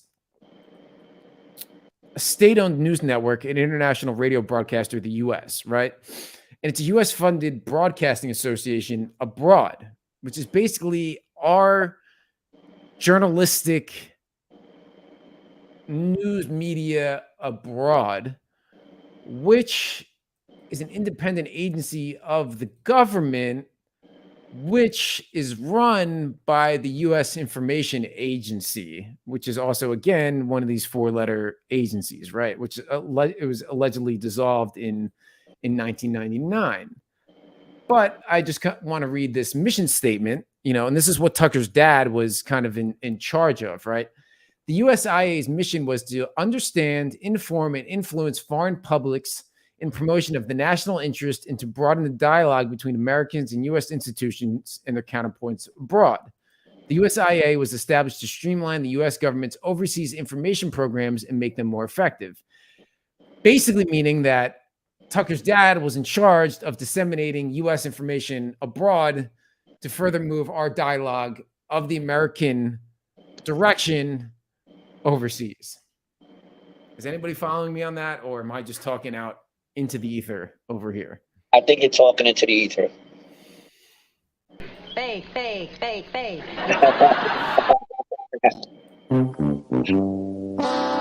What are you doing here, bro? You coming back to me, or is this it on the episode? Nah, dude, I'm this shit is telling me it's my computer. You know what I'm saying? It's telling me that I have to update my fucking Chrome. So I'm trying to do that right now, man. I got an old computer. We put the Japanese through hell since Commodore Perry forced them to open up trade. We lost 3,000 Marines in one day at Iwo Jima.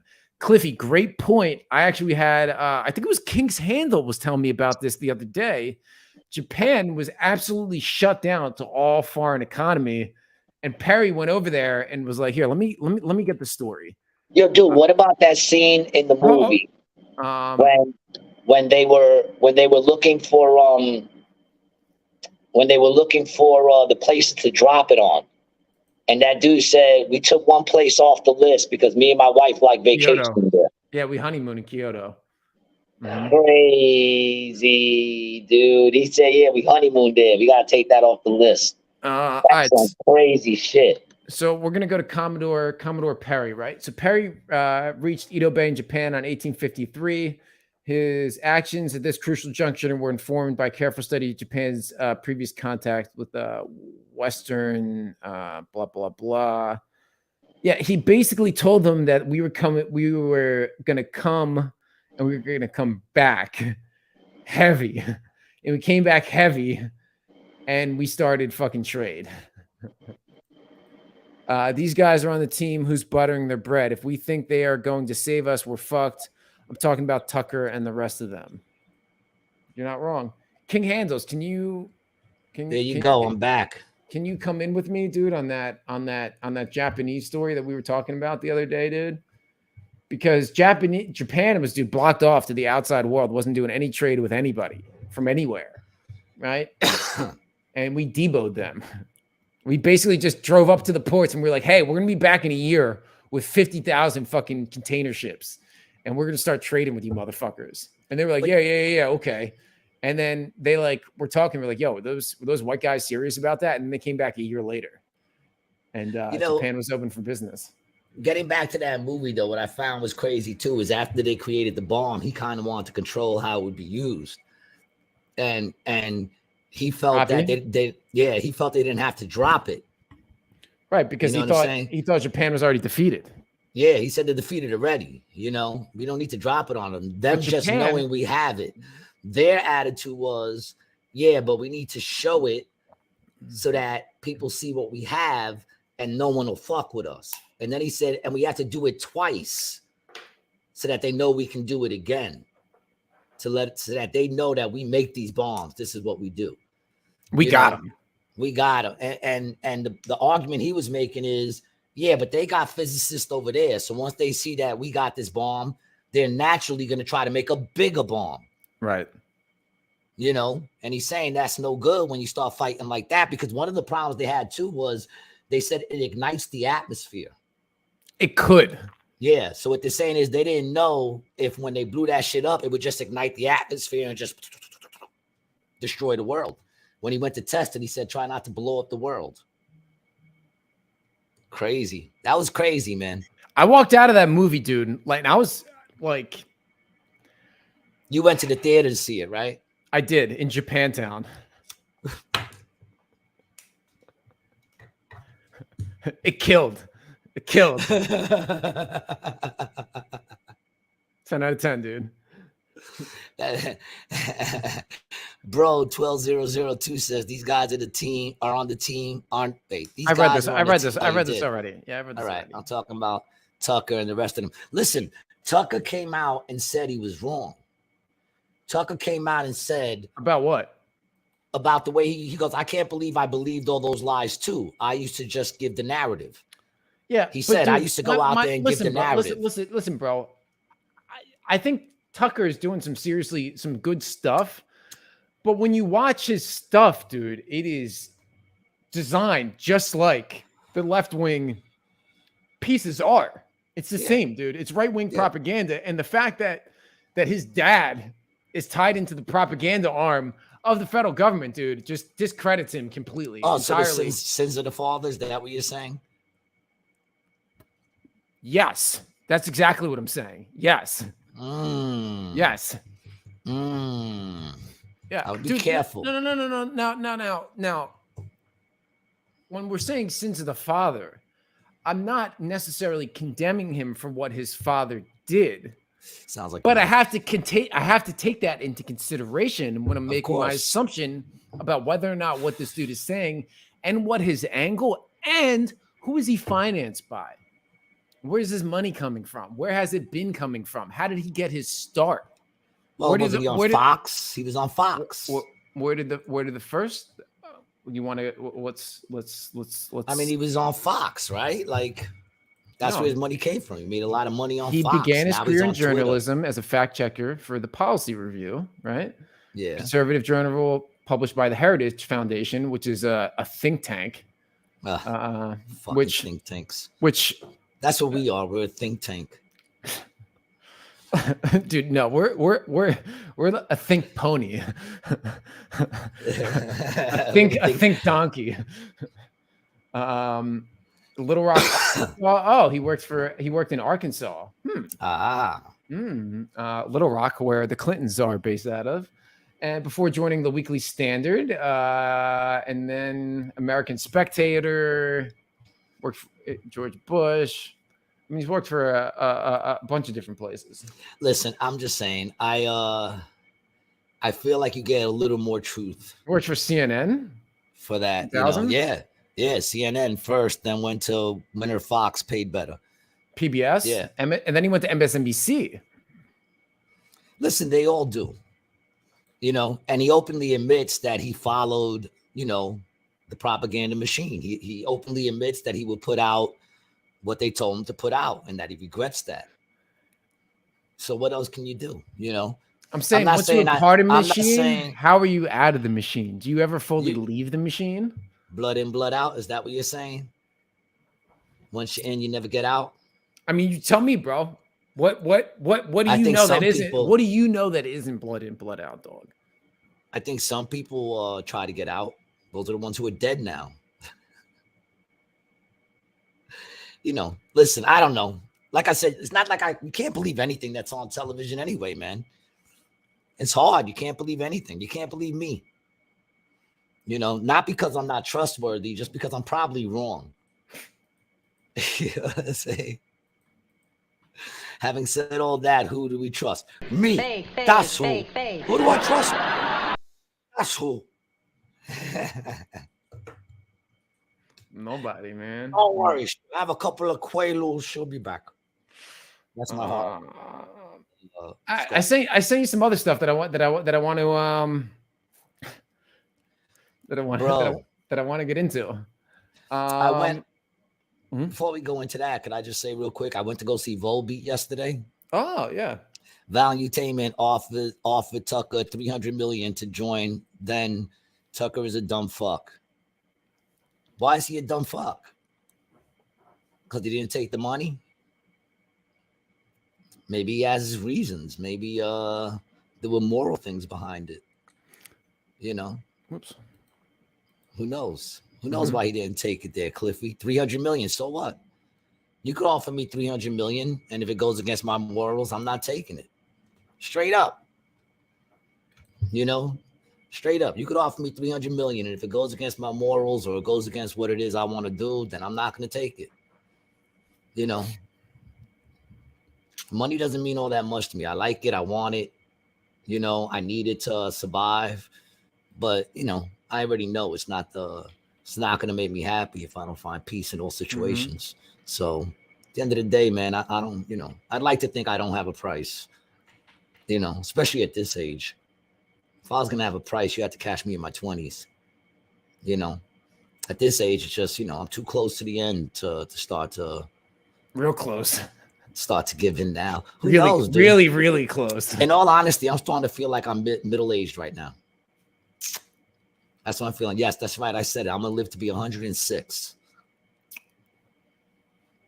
You heard it here first on Rated G. You know. I think that's possible. I don't think it's probable.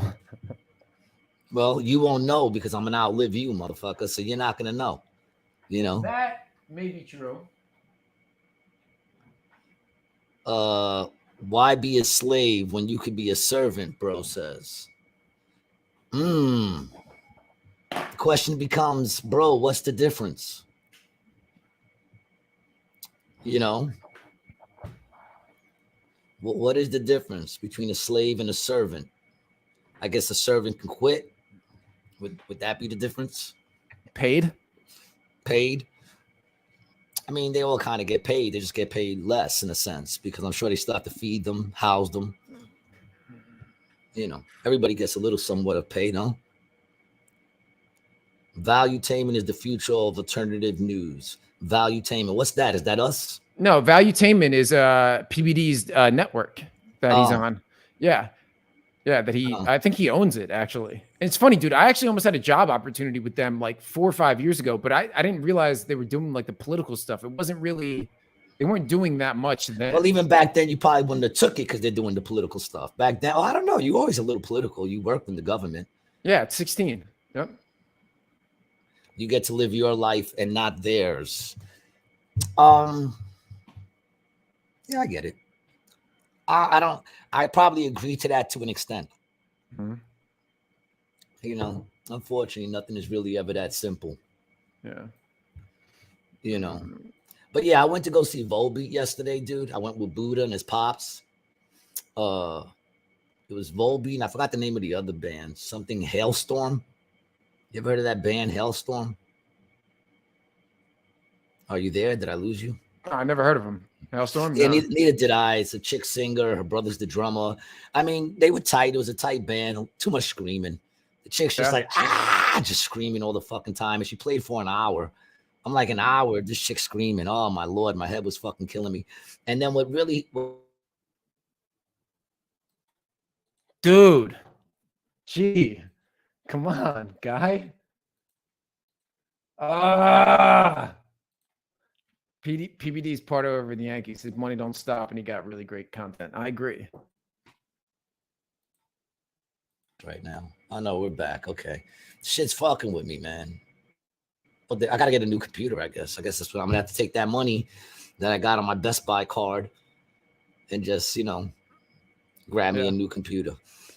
PBD is part owner of the Yankees, man. His money don't stop, and he got really great content. Yeah, man. And I think I like PBD. I do too, bro. When he talks very practical. He's a little he's not extremely smart. Like, he doesn't sound like smarter than anybody. A lot of times he's learning. Yes. He's very smart in the sense of I don't want to fuck with him when I feel like he knows money and shit like that. Down to earth in the manner in which he speaks, dude. He talks like a person. He talks like a person. That's what it is. He talks like a person. But I feel like, what I like about him is he's kind of like us. He knows shit, but he doesn't know shit. Because like even when he was talking to Anthony Weiner and he was bringing up all the names. Bro, he goes crazy, dog. He's big time and he talks about the shit, dog. Yeah. He talks that shit. Yeah, and he was going at him about the Clintons and shit. And he was naming off all the names, you know. And they were like, he's like, oh, how are you going to throw these names and this and that? And then he brought up the guy who died in the plane crash. He's like, let's talk about him. And I was mad because he didn't realize that the reason why that dude in the plane crash is on that list is because they found him with a hole in the top of his head that was consistent with a gunshot wound.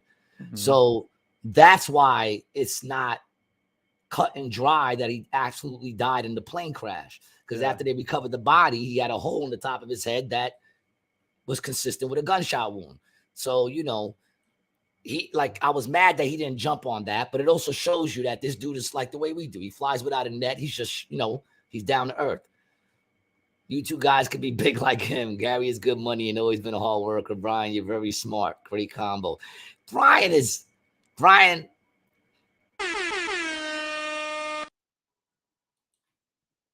Gary froze. Gary fucking froze. I am smart and I have a good internet connection. Gary. Fuck you. This shit is fucking with me and I don't know why, because my shit got all the bars. I'm very upset right now with my service. As a matter of fact, I think I'm going to have to call them up and scream on them. I'm sure that'll help. No, but it'll give me some sort of like, you know.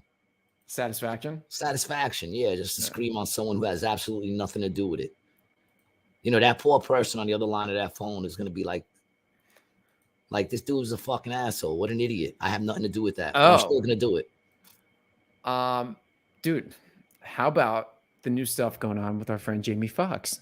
Have you seen the recent rumblings of what's going on, and what do you make of it? So for those of our fans who don't know, Jamie Foxx posted this on Instagram. It said they killed this dude named Jesus. What do you think they'll do to you? Hashtag fake friends, fake love. Yeah.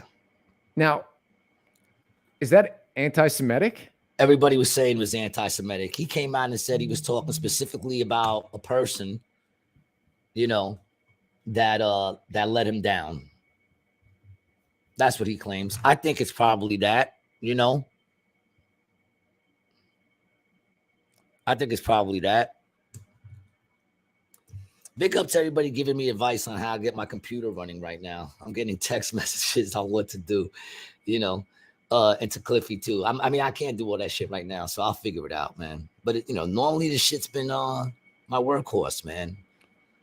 You know, I've had it for a long time, though. This computer's over 10 years old for sure.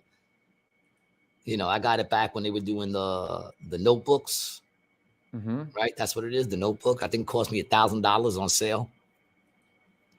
You know, but that was like 10 years ago. I think I should just get a new computer. I don't know. I'm going to need one eventually, you know, but I'll try the OS update and all that other shit first. Cause yeah, I'd like to save my money. I don't have much of it, but can I say something, man?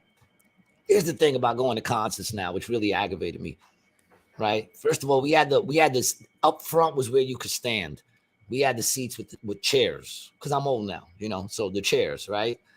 I had 4 of the biggest head motherfuckers in front of me. Huge, big square heads. 4 of them. A dude, big dude with a big chick, big dude with a big chick, right?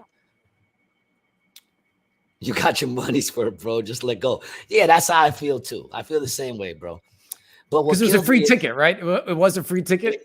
I did get a free ticket from Brian. Okay. Brian Stedman, he gave me his ticket. He gave me his ticket. But so I just want to point out that everything Gary says from this is his complaint about a free event. About a free event. Did you drive? Did you drive there? No. Did you pay for parking? It would have picked me up. None of us paid for parking. Brian gave us his card. So parking we didn't have to pay for. And I bought everybody around right when we got there. A round of? I had a Tito's and Sprite. His pops had a Tito's and Sprite, and he had a beer. Their beer cans were like this fucking big, dog. I was like, oh my God, I ain't never seen a beer can that big.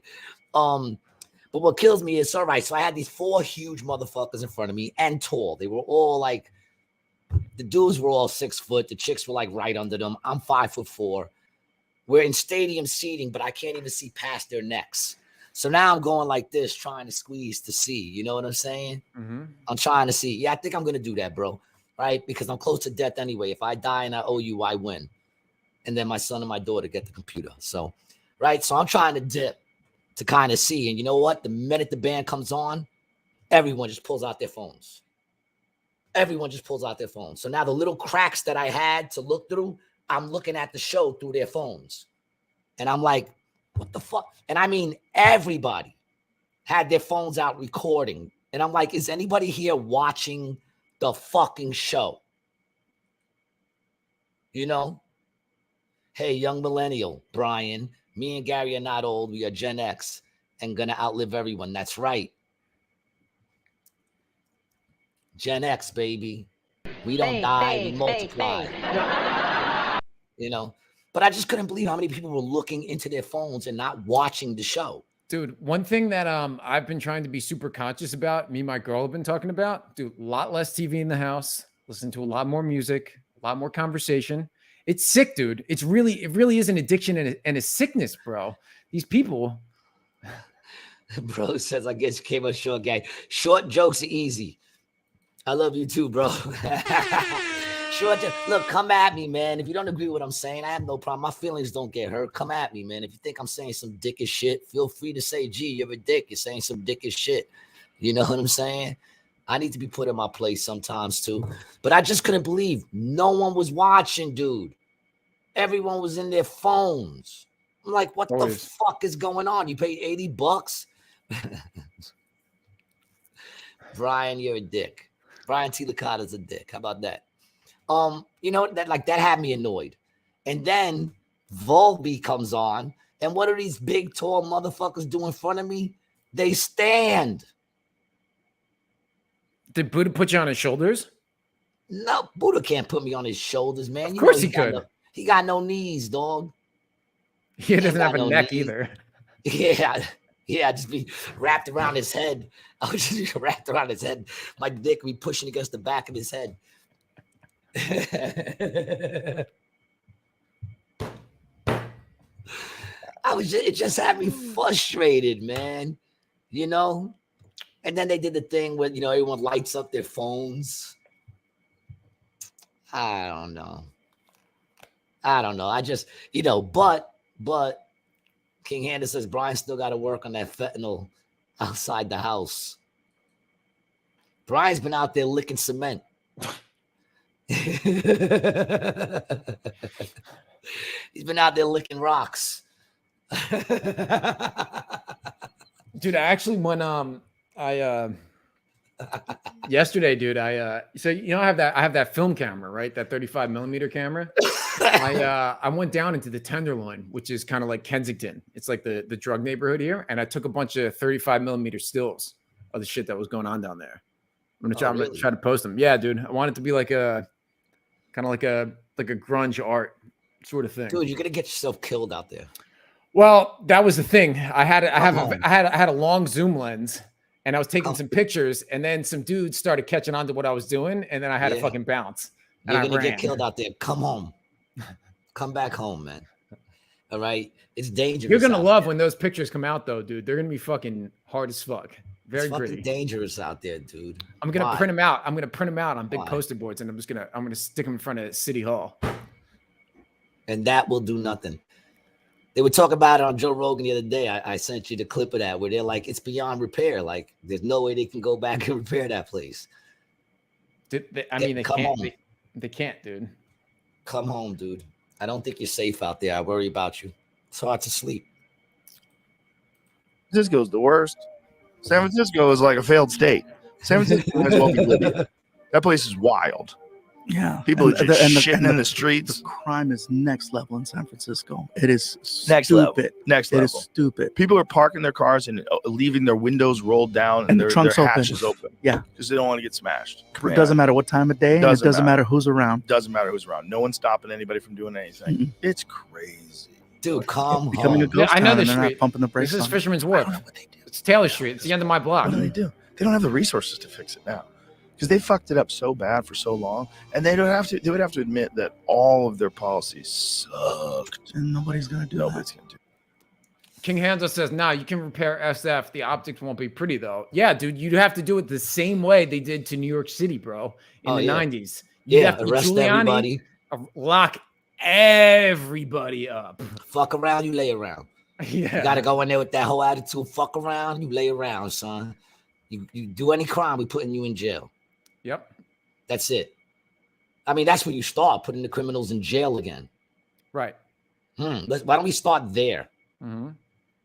You know? No, you know what they want to do? They want them to take your spare bedroom. That's what they want to do in San Francisco with the criminals. Yeah. They want them to move in with you. Yeah, exactly. Imagine that. You let someone in your house and it winds up that's the dude who fucking broke into your car.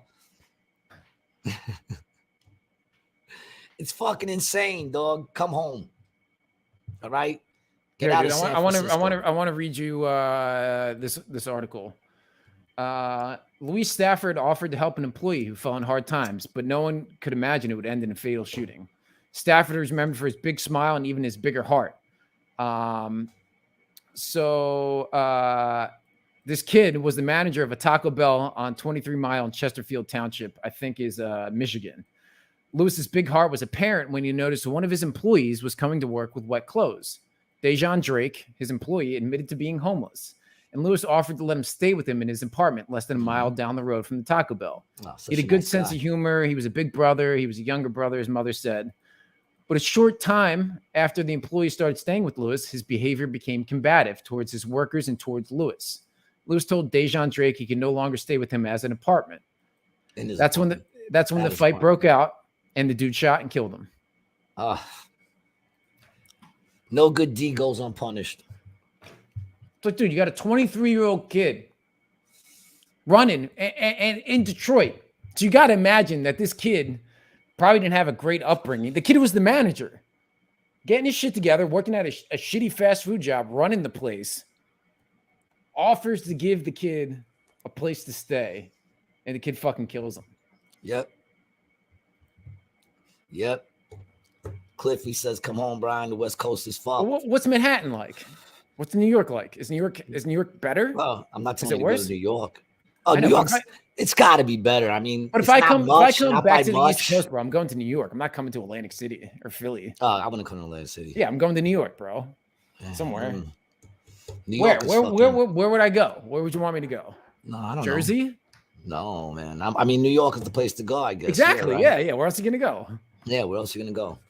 You know, can't go to Philly. Philly's fucked too. No, this is the joke I have about San Francisco. Philadelphia is cleaner, and I've never said those three words in that order together in my entire life. Crazy, man. Yeah, go to Queens. That's where I'm gonna try to go, man. King Hannah says, "Brian, bring us some souvenirs. Use needles." Yeah, dude, that's another thing you got to worry about. Your dog stepping on a needle. I see bags of drugs laying on the ground all the time, dude. And not to mention the shit. Yeah, you see human. Well, you stepped probably in human shit. That was probably it probably wasn't even your dog shit. It was probably human feces you stepped in. Probably Williamsburg. Well, he'd fit right in. You know. Chelsea. I want to go to Chelsea. Fucking quiche. Chelsea. I would go back to Astoria or somewhere close to it. That's where I want to go. But the prices out there are ridiculous, man.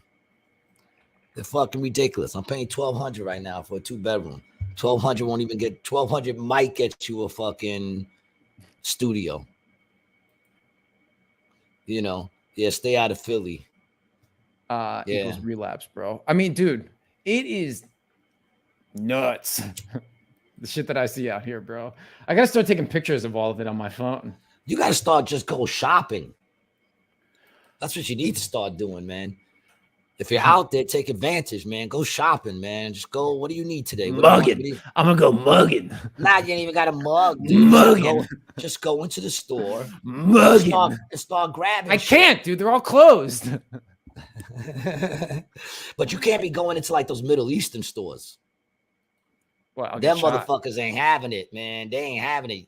Did I say that video where that kid went into the store trying to rob shit in San Francisco, and then that Middle Eastern dude just started beating him with a stick? He just started beating the shit out of him with a stick. Him and his boy, he was just caning him. Bop, bop, bop, bop. It looked brutal, but the whole time he was just hitting his legs and shit. You know, I guarantee that motherfucker didn't walk for a while, but that's what they need to start doing. At a 7-Eleven? Yeah, I think it was a 7-Eleven. You know, and the dude just started fucking them up. They ain't having it. They're like, nah, dude. If the cops ain't gonna come, then we're gonna do it ourselves. They were from India. Yeah, there you go. Any of those spots, man. I'm terrible with knowing anything. Yeah, here it is. Look, he came in with this a is in garbage Stockton. can. California, right? Look, he just taking cigarettes. Can I get a strip? Hey, This can I dude's get definitely can I get homeless a too. switch? Look at him, bro. Yeah. 100% homeless.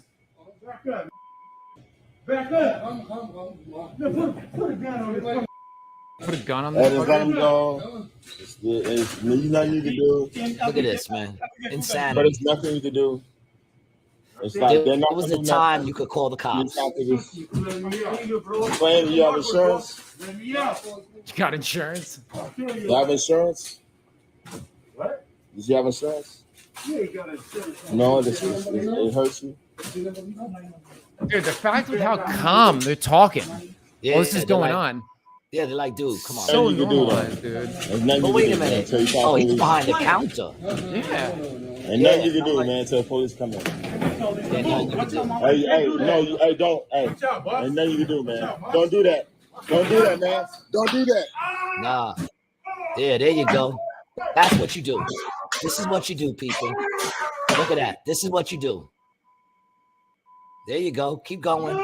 Give him another one. Go ahead. Again. Give him again. Again. Get him again.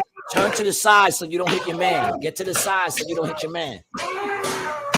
There you go. Get him. Get him. This is fucking rough. Get him. Dude.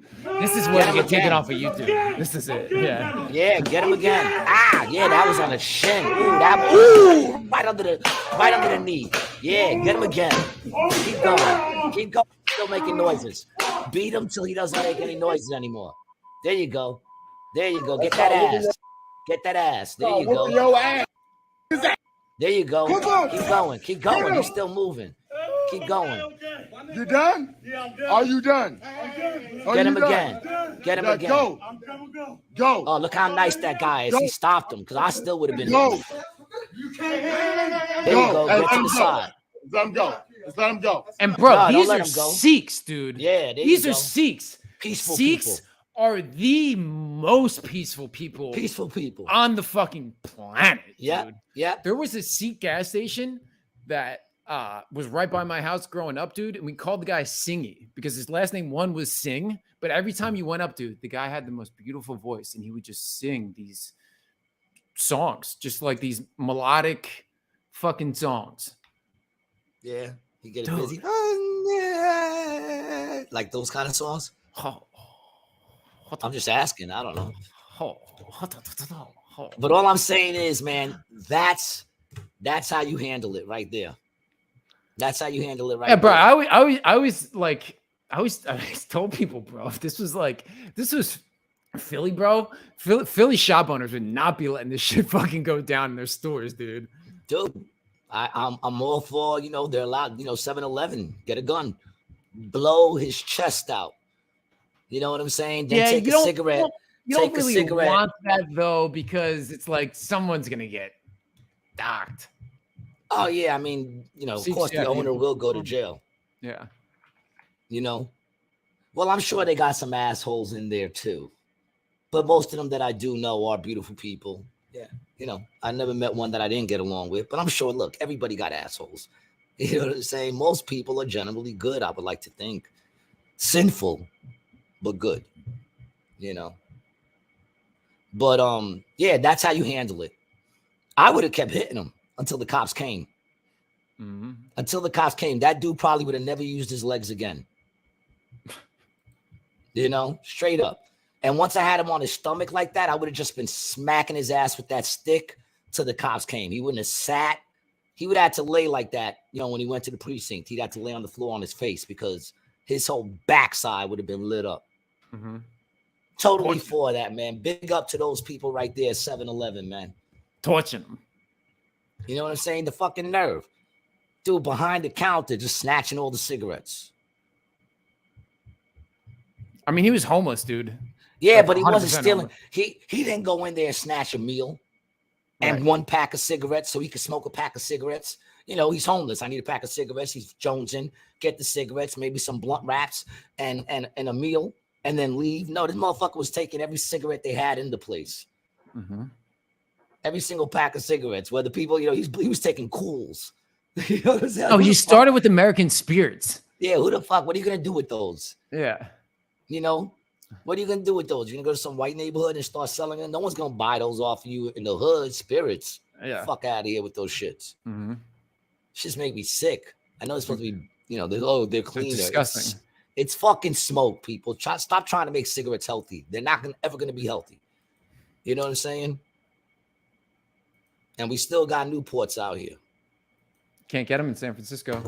Even though I have smoked 10, 16, 17. I smoked 17 cigarettes in the last, this is going on day 4.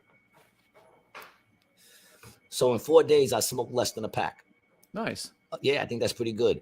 I bet you that guy is going to file a lawsuit. Yeah, they even smell cheap, true. Yeah, he probably will. He'll probably file a lawsuit, dude. And you want to know what's sad? California, he'll probably win. He'll probably win, yo. He can't walk again. All right, not my problem. Not my problem, man. When we were coming up, dude, that shit would be cut and dry. Cut and dry. He could have popped that dude, and he would have been in his right. Stockton police are investigating 7-Eleven workers in viral beatdown. Oh, my God. You called it. You called Stockton police said they're investigating the assault of a 7-Eleven robbery suspect by 2 workers. And Hold on. That comment alone, the assault on a what? On a 7-Eleven robbery suspect. Can you really assault a person who's robbing you? How is that an assault? That's self-defense, yo. Well, technically not self-defense because the guy didn't touch them. I don't give a shit. You're allowed to defend your property, dude. That's their shit he's stealing from. Otherwise, it wouldn't be called stealing. I don't disagree with you, dude. The video of the July 29th assault has gained national attention. In the more than 5-minute clip, a man can be seen emptying the shelves before the clerks step in to stop him. The clip shows one of the clerks pinning the man down while another beats the would-be thief. What do you mean would-be thief? No, beats the thief. Yes. What appears to be a pole. Oh, so you're only a thief if you actually get away with it. Right. The manager of the store said questions about the incident would need to be directed to corporate spokesman. 7-Eleven has not responded. Yeah, 7-Eleven ain't going to take their back. Stockton police said in an update Saturday they were unaware of 2 other reports of early morning robberies at 7-Eleven locations involving the same suspected thief. One on July 28th and one on the 29th. Police said on the 28th at 3:41 a.m., a 7-Eleven worker reported the suspect going behind the counter and threatening to shoot the clerk if he intervened. The suspect then took several packs of cigarettes in a large garbage bag before fleeing. So he did the same thing. He's just going around to all the 7-Elevens. Third time doing it. On July 29th at 12:27 a.m., a 7-Eleven worker reported the suspect demanding money at the store while simulating that he had a handgun. When the worker didn't comply, the suspect grabbed food items and put them in a garbage bag before leaving. At some point later in the morning, the man believed to have returned to the store, and that's when the beating thing so he came and robbed them and then came back. Stockton police said they were unaware he thought that was at the time of the attempted that robbery. they were his refrigerator. That's what he thought. He thought that was their, Stockton police said they were unaware at the time of that attempted robbery and assault. But around 3:45, police joined members of the fire department in assisting a man who was requesting medical aid because of the pain in his leg and shoulder. The man, who police now believe is a suspected 7-Eleven robber, said he did not know if he was assaulted. Stockton police said the witnesses of the 29th robbery and assault is now linked all the investigations. They said after their investigation concludes, they will forward findings to the San Joaquin District Attorney. All right, but it doesn't actually say they're looking to press charges on him. It's more like they're investigating that dude in 3 different crimes. No, dude, they're investigating the 7-Eleven workers. And the guy. Yeah, they're investigating the whole thing. I have no problem with them beating the shit out of that dude. The police are not going to respond. Hold on. Don't jump ahead. Police are not going to respond either because nothing is going to happen. Of course, they're not going to respond. They're going to let that dude do what he's got to do and leave.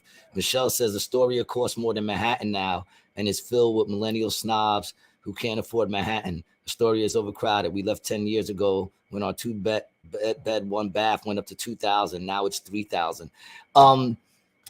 Mashine, I'm not going to front. You're 100% right, but Astoria is still the shit, man. Astoria is the shit. I'm sorry, man, but that's the problem. I was there. I was paying $800 for a 1-bedroom with a backyard. Then I lost that, and I went looking, and it was $1,900 for a fucking studio. I said $1,900 for a studio. You're fucking insane, man. You're insane. Cliffy says 7-Eleven is going to pull their franchise license. I guarantee it. They're not going to take us back. We'll see. I mean, do you remember that bodega guy in New York? Remember him when he was in jail for that long? He was in Rikers.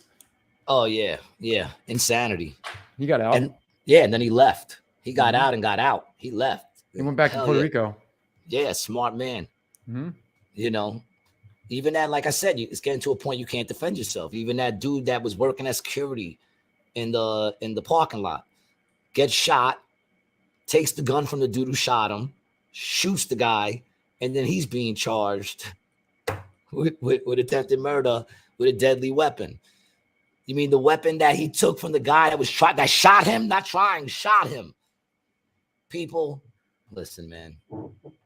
It's absurd, dude. It really is absurd. It's obvious that the people that have been voted in and a lot that haven't been voted in don't know what they're doing. Mm-hmm. Why anybody is blatantly just going along with anything they say is insane. We're coming to a point that I think they're trying to create absolute chaos. They're trying to push for some sort of a war. That's what I think they're doing. My opinion. This isn't misinformation or facts. This is just my opinion of what I'm seeing. Rosie O'Donnell said the other day, we were talking about this. She was on a podcast with Monique. I think it was her podcast where she said she doesn't think. Oh no. This is her on another podcast. The one with Monique was different. That's the one where they were saying that they think people are cloned. But she was on another podcast where she said she doesn't think that we're gonna make it to the elections. Dude. But the dudes on the podcast, it was that dude that always wears the black hat, the black Fisher hat. What's his name? Tool, something like that. Tool. I forgot what his name is, man. He has that podcast where he always wears that black Fisher knit cap all the time. It's got like a little beard and shit. What the fuck? Oh, Tim Pool. Tim Pool. There you go. I said T and Tool. He kind of looks like a tool, but I do watch him. I like him. But he had her on, and he made the point that even when the revolution went on, they still had elections. What do you mean? Even during the revolution, there was still elections. Like our revolution. Yeah. That we still had elections. You know, that elections have always gone on, even when there was big, huge shit going on, including the revolution. They still had elections. So, you know, if you go by that, then the elections will go on. But I do think I personally think something's gonna pop off before then. Dude, you know? I'm fucking with you, bro. I'm worried about that. I'm worried about that. And that was actually one of the things I had mentioned to, you know, my fiance is that I think, just to make one thing clear, me and Brian will not be the ones popping anything off. All right. I'm not calling anyone to arms. I'm just saying that I think personally the left is desperate and I don't trust either of them. You know, I think both sides want us to go to war with each other. You know, it already is a war, fellas. Class, political, gender, and race wars. Nah, son. Those are all things that they're using to get us to go to war. Make no mistakes about it. Those are definitely you know, things that are causing it. But you know, as far as like the race wars, there's no what race war? It's a lie. But they're telling us that people, listen, I live in Atlantic City. There's white, black people all over here. There's no race war going on out here. New York City, there's no race war going on in New York City. They want us to believe that your average person is thinking that way, but your average person is not. You understand? The people pushing the agenda of race wars is the left. And it sounds like I'm for the right, but I don't believe them either. But I'm just saying, those are the ones pushing for that. They're constantly bringing race into everything, everything. Everything's about fucking race when it's not. King Handel says nothing will happen. The goal is to create fear. That is definitely the goal. Yeah, but how can you say But- that nothing will happen? I mean, look at Yeah. our history. Has Yeah. nothing happened in the U.S. before? Yeah, Has nothing exactly. happened in every other country before? Do governments not change? Do they not topple? Do they not create new? Ooh, you're Like going something- hard on. You're Dude, going hard on something one of our will happen. commenters. It's just a matter of time, dude. But that's what I keep trying to tell everybody. Like, you just need to wake Yeah. up. You need to Yeah. understand that, like, the United States government and our democracy as it sits will come to an end. It's just a matter of, are we going to be here or not? As in me and you. Something's definitely going to happen because although, and I think you would agree, King Handles, we're not popping anything off. We're not going to be the ones to pop shit off. But there's a lot of people with guns that are on that miracle shit. And I think they're going to do something crazy. Like, I don't know, maybe actually put Trump in jail. Like actually put him in, you know, like one of them, I think will actually put him in jail or something like that. And now he'll be doing collect calls to run his shit. But I think they're going to try to make some move like that, or maybe kill him, or, you know, something. They're going to push it too far, and they're going to do it purposely. I don't think it's going to be a mistake. That's all it takes, dude, is some igniting event, you know, one thing that happens, dude, that changes everything. Changes everything. Because dude, that's what's been happening. September 11th at 8 o'clock in the morning, everything was fucking cool. The government wasn't tapping our phones. They didn't have all of our internets hooked up to each other and shit. No. And then that happened and everything changed. And then COVID happened and everything changed. Right. You know what I'm saying? Those are big events. And I tried, listen, I'm the first one to say I kept moving my life forward like it was nothing, you know, during COVID. I just kept doing my thing. Didn't give a fuck about the mask. I put it on if I had to go into some place that they'd make a bitch of, but I didn't give a fuck. I just kept doing my thing. But I can't deny that everything has changed since then. Hold on, we got to go back. Bro says, I think we're too comfortable and won't do shit.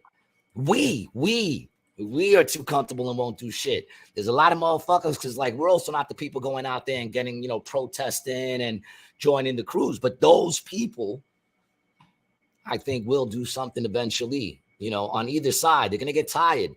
You know, the left is very violent already. You know, you go to these things where they face off against each other, and the left is always yelling in their faces and being very physical. And I feel like the other side eventually one day is going to have enough, and they're going to be like, listen, you little blue-haired, lipstick wearing, fucking green fingernails, fucking don't know if you're a male or female, little twat. I'm tired of you yelling in my face, and that's it. It's going to take one dude punching one in the face. You already know they're all going to jump on that one dude, and then all those people are going to jump in, and then they're going to put that shit on the screen, and everywhere it's just going to be like, yeah, fuck it, it's on now. That's just what I think. Once again, I'm not saying this is going to happen. You know, my thoughts and opinions are not necessarily those of Brian's, but they probably are. But, you know, they're I'm not. just saying. They're not anywhere close. They are taking our guns and removing religion, and nothing is changing. They're trying to take the guns, and they're trying to take the religion, but they're not going to give up their guns. They killed Kennedy. What changed? A lot actually changed when they killed Kennedy. Yeah. A lot. Really, you know, kind of after World War I is when everything really changed, right? Yeah, I mean, listen, they're patient people, you know, and everything has to come to a bubbling point at some certain time. At some certain time, everything's got to come to an end, in a sense, man, you know. And right now, shit is looking King Hansel says we've had a peaceful transfers of powers post-election for how many generations? We still have the most powerful military on the planet. The unstable nations lost the aforementioned. Dude, I agree with all of that. And one of the big advantages the U.S. has is our geography and the topography, right? Like somebody let's either has to invade. No, hold on. Yeah, no, I'm saying let's stay on this comment. This is on the comment. Yeah. So the difference between the U.S. versus the other, let's call them first world nations of Europe, right? You can march from fucking Germany all the way across Europe in like not that long, you know, wouldn't take long at all. Where it would take you over a week to sail across the Atlantic to even get to the shores of the U.S. And then once you get to the shores of the U.S., you have to worry about the best military in the world, plus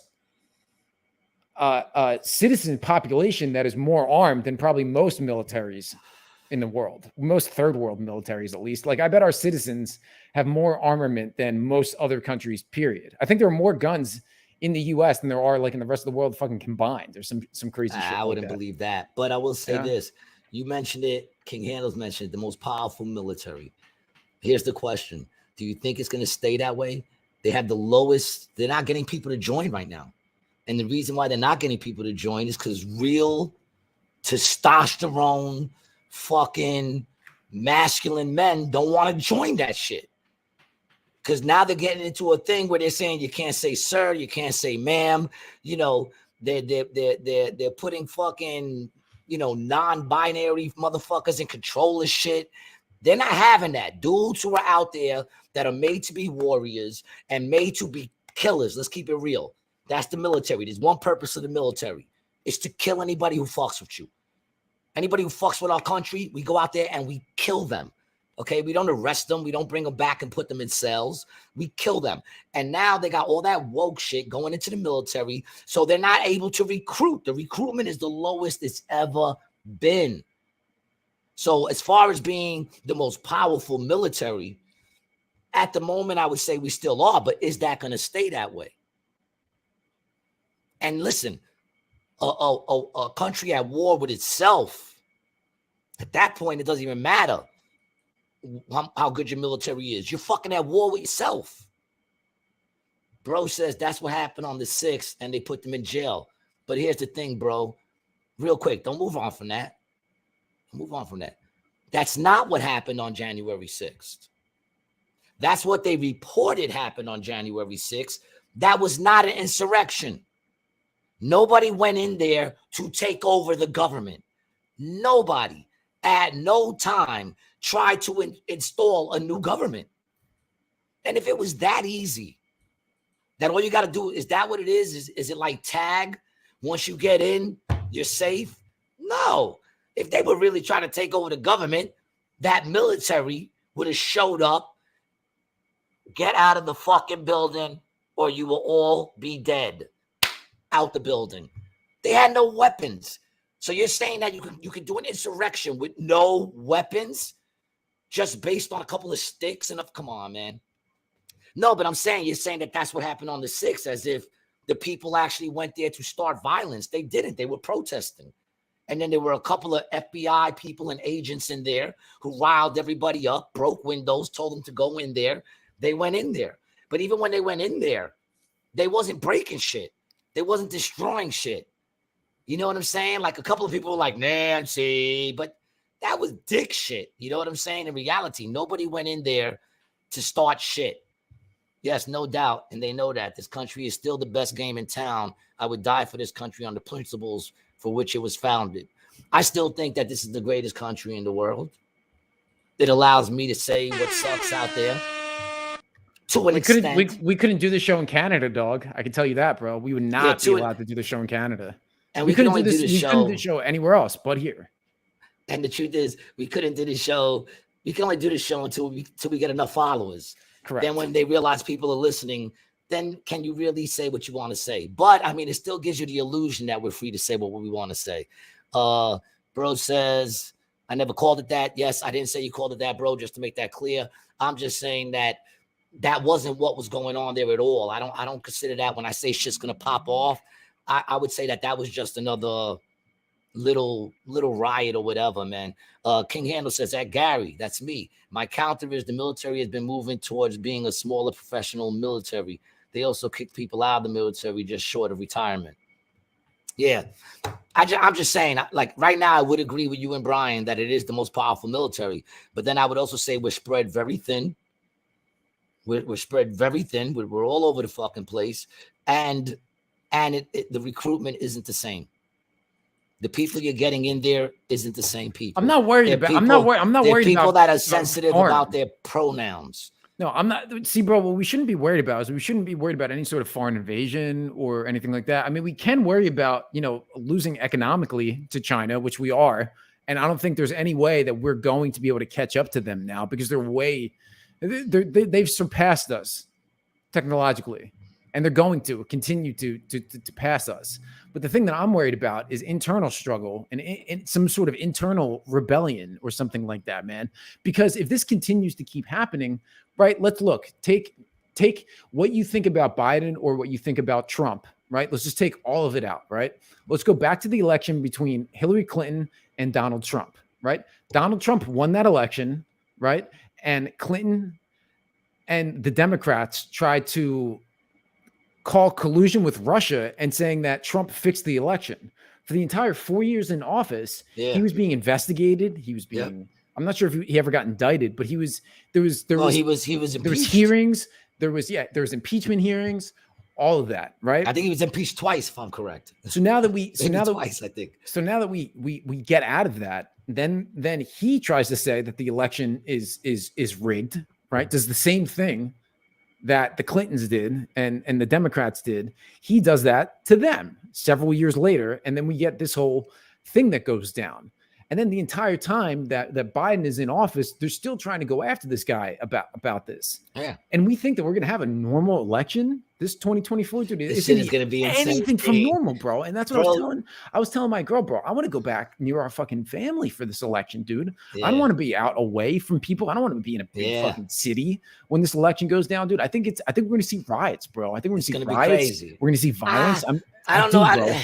I think if there's going to be violence, it's going to be before the elections. If we get to the elections, I think everyone will just be kind of on edge and watching and very enthralled in it. Bro says, no, if we rebel, this is what happens to us, that we would get locked up. But see, hold on. Don't jump right ahead, man. I want to respond to my man, bro. We're having a conversation here, Brian. You can respond. Relax. You can respond. Relax. Respond. No, I hear what you're saying, but here's the difference. Is because that wasn't a rebellion. That's why they were able to lock those people up. Mm-hmm. In an actual rebellion, no one's allowing themselves to get locked up. All that shit is out the window. You come at me to lock me up, we shooting y'all because you're either on our side or their side. That's what I mean, rebellion. You know what I'm saying? Like, they're not going to allow themselves to get locked up. They're not going to allow the cops just to come through their doors. They're just going to be like, fuck it. If the cops are coming at us or the military's coming at us, we're going to go at them. And the military will get split too, because there's going to be a lot of people that aren't going to want to pull guns on their people. Mm-hmm. You know what I'm saying? So even that's going to get split up. So, I mean, like I said, I'm not saying this is going to happen. I don't have some crystal ball to say this is going to happen. I'm not trying to put out, I'm just giving my opinion that I would not be surprised if shit licks off before that. Now, if it doesn't, then I think it's just going to be a really cool election where like everyone, there's going to be a lot of shit, people getting arrested, little mini riots here and there probably, but it's going to be like, whoa, this shit is crazy. Cliff said, didn't Trump try to invalidate the electoral college results? He questioned the results, which is the same thing the Democrats did before that, which is the same thing they did with Bush.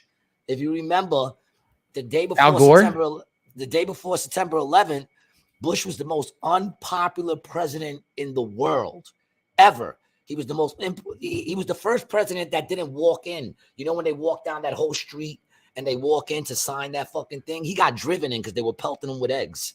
And they got videos of that shit where they were pelting the fucking thing with eggs. Oh, when he got elected to a second term? When he got elected to, they said he stole it. So questioning it. And that was Al Gore in Florida, right? Wasn't that Florida? Florida electoral, the votes in Florida and the machines? And there was a reason to question it. Because that election, they changed mad laws. They allowed people to mail in their ballots. They said that Biden got more votes than Obama. You really think that motherfucker got more votes than Obama? And don't get me wrong. I know a lot of people supposedly were voting against Trump more than they were voting for Biden. But I think in one night, they came up with like mad votes that put him over the top in one night. So, Brian says, hold on. We got to get him in order, right? Oh, yeah. Seems like bro says, seems like we are our own worst enemies. Yes, it does, bro. Yes, it does. King Handler says that, Brian, China can't even build their own commercial planes without sourcing parts abroad. They rely upon theft of tech. You don't need to be the inventor of anything. You don't, dude. And China has built a dominant powerhouse on the theft of technology, on espionage, on And see, this is the thing that, most Americans can't get down with. I'm just laughing because I know that if Mark's watching this still, he's just yelling at the screen right now. To have the most successful government, right? The most effective government, what you really want is a one-party totalitarian regime. Because when you have one party controlling everything, they can play the long game, right? When the same party has been in rule of China since like 1919 or 1920 or something like that, like right around the turn of the century, they've been able to do the same initiatives over the course of time, which the American government, we have the same people who stay in office all the time, but we don't really have the optics of being able to do it just like China does, right? China can pay for a kid to come over here and go to Stanford or MIT or whatever, and then get a job at Google, Microsoft, one of these big fucking tech companies, Lockheed Martin, dude, and they can China's wait. buying They China's can buying a whole wait, lot of dude. property Bro, right now. So they're up to something. Hold on. They can wait for decades until this person gets some sort of security clearance. And then what do? Hey, man, your homeland come a knocking. Remember when we paid for you to come over here to go to school? We paid for you and your family to be over here and supported you for all these years. Yeah. We need our information. And now, actually, let's I don't get have on. no information for you. Let's get on to China purchasing land outside Sacramento because they're purchasing land everywhere, so they're up to something. Yeah, so there's a major Air Force base that is outside of Sacramento that somebody has been buying up tons of land, and they don't know who it is, and they think it's these Chinese businesses who have been buying, all this property, 500 or 50,000 acres in Solano County. It's right next to some, military base. This guy Mike Thompson, who has been around forever, dude. I'm pretty sure Mike Thompson's a CIA agent because he's always involved in all these secretary things. Look into Mike Thompson a little bit. The other thing hold on. Bro says you guys are really catty to each other today, and I love it. I feel like Brian's going hard at the commenters today, right? I might have did it too. I can't just blame it on Brian. It's very, I feel like the energy here is not like the last episode where everybody was telling us we were beautiful and we bring you guys are so great. You guys are beautiful. Today there's a little heat on it with our regulars. I love it, man. I love this. I love it, man. Cliffy says, no, not question. He tried to invalidate the results and falsify votes. Who, Trump? Tried to falsify votes?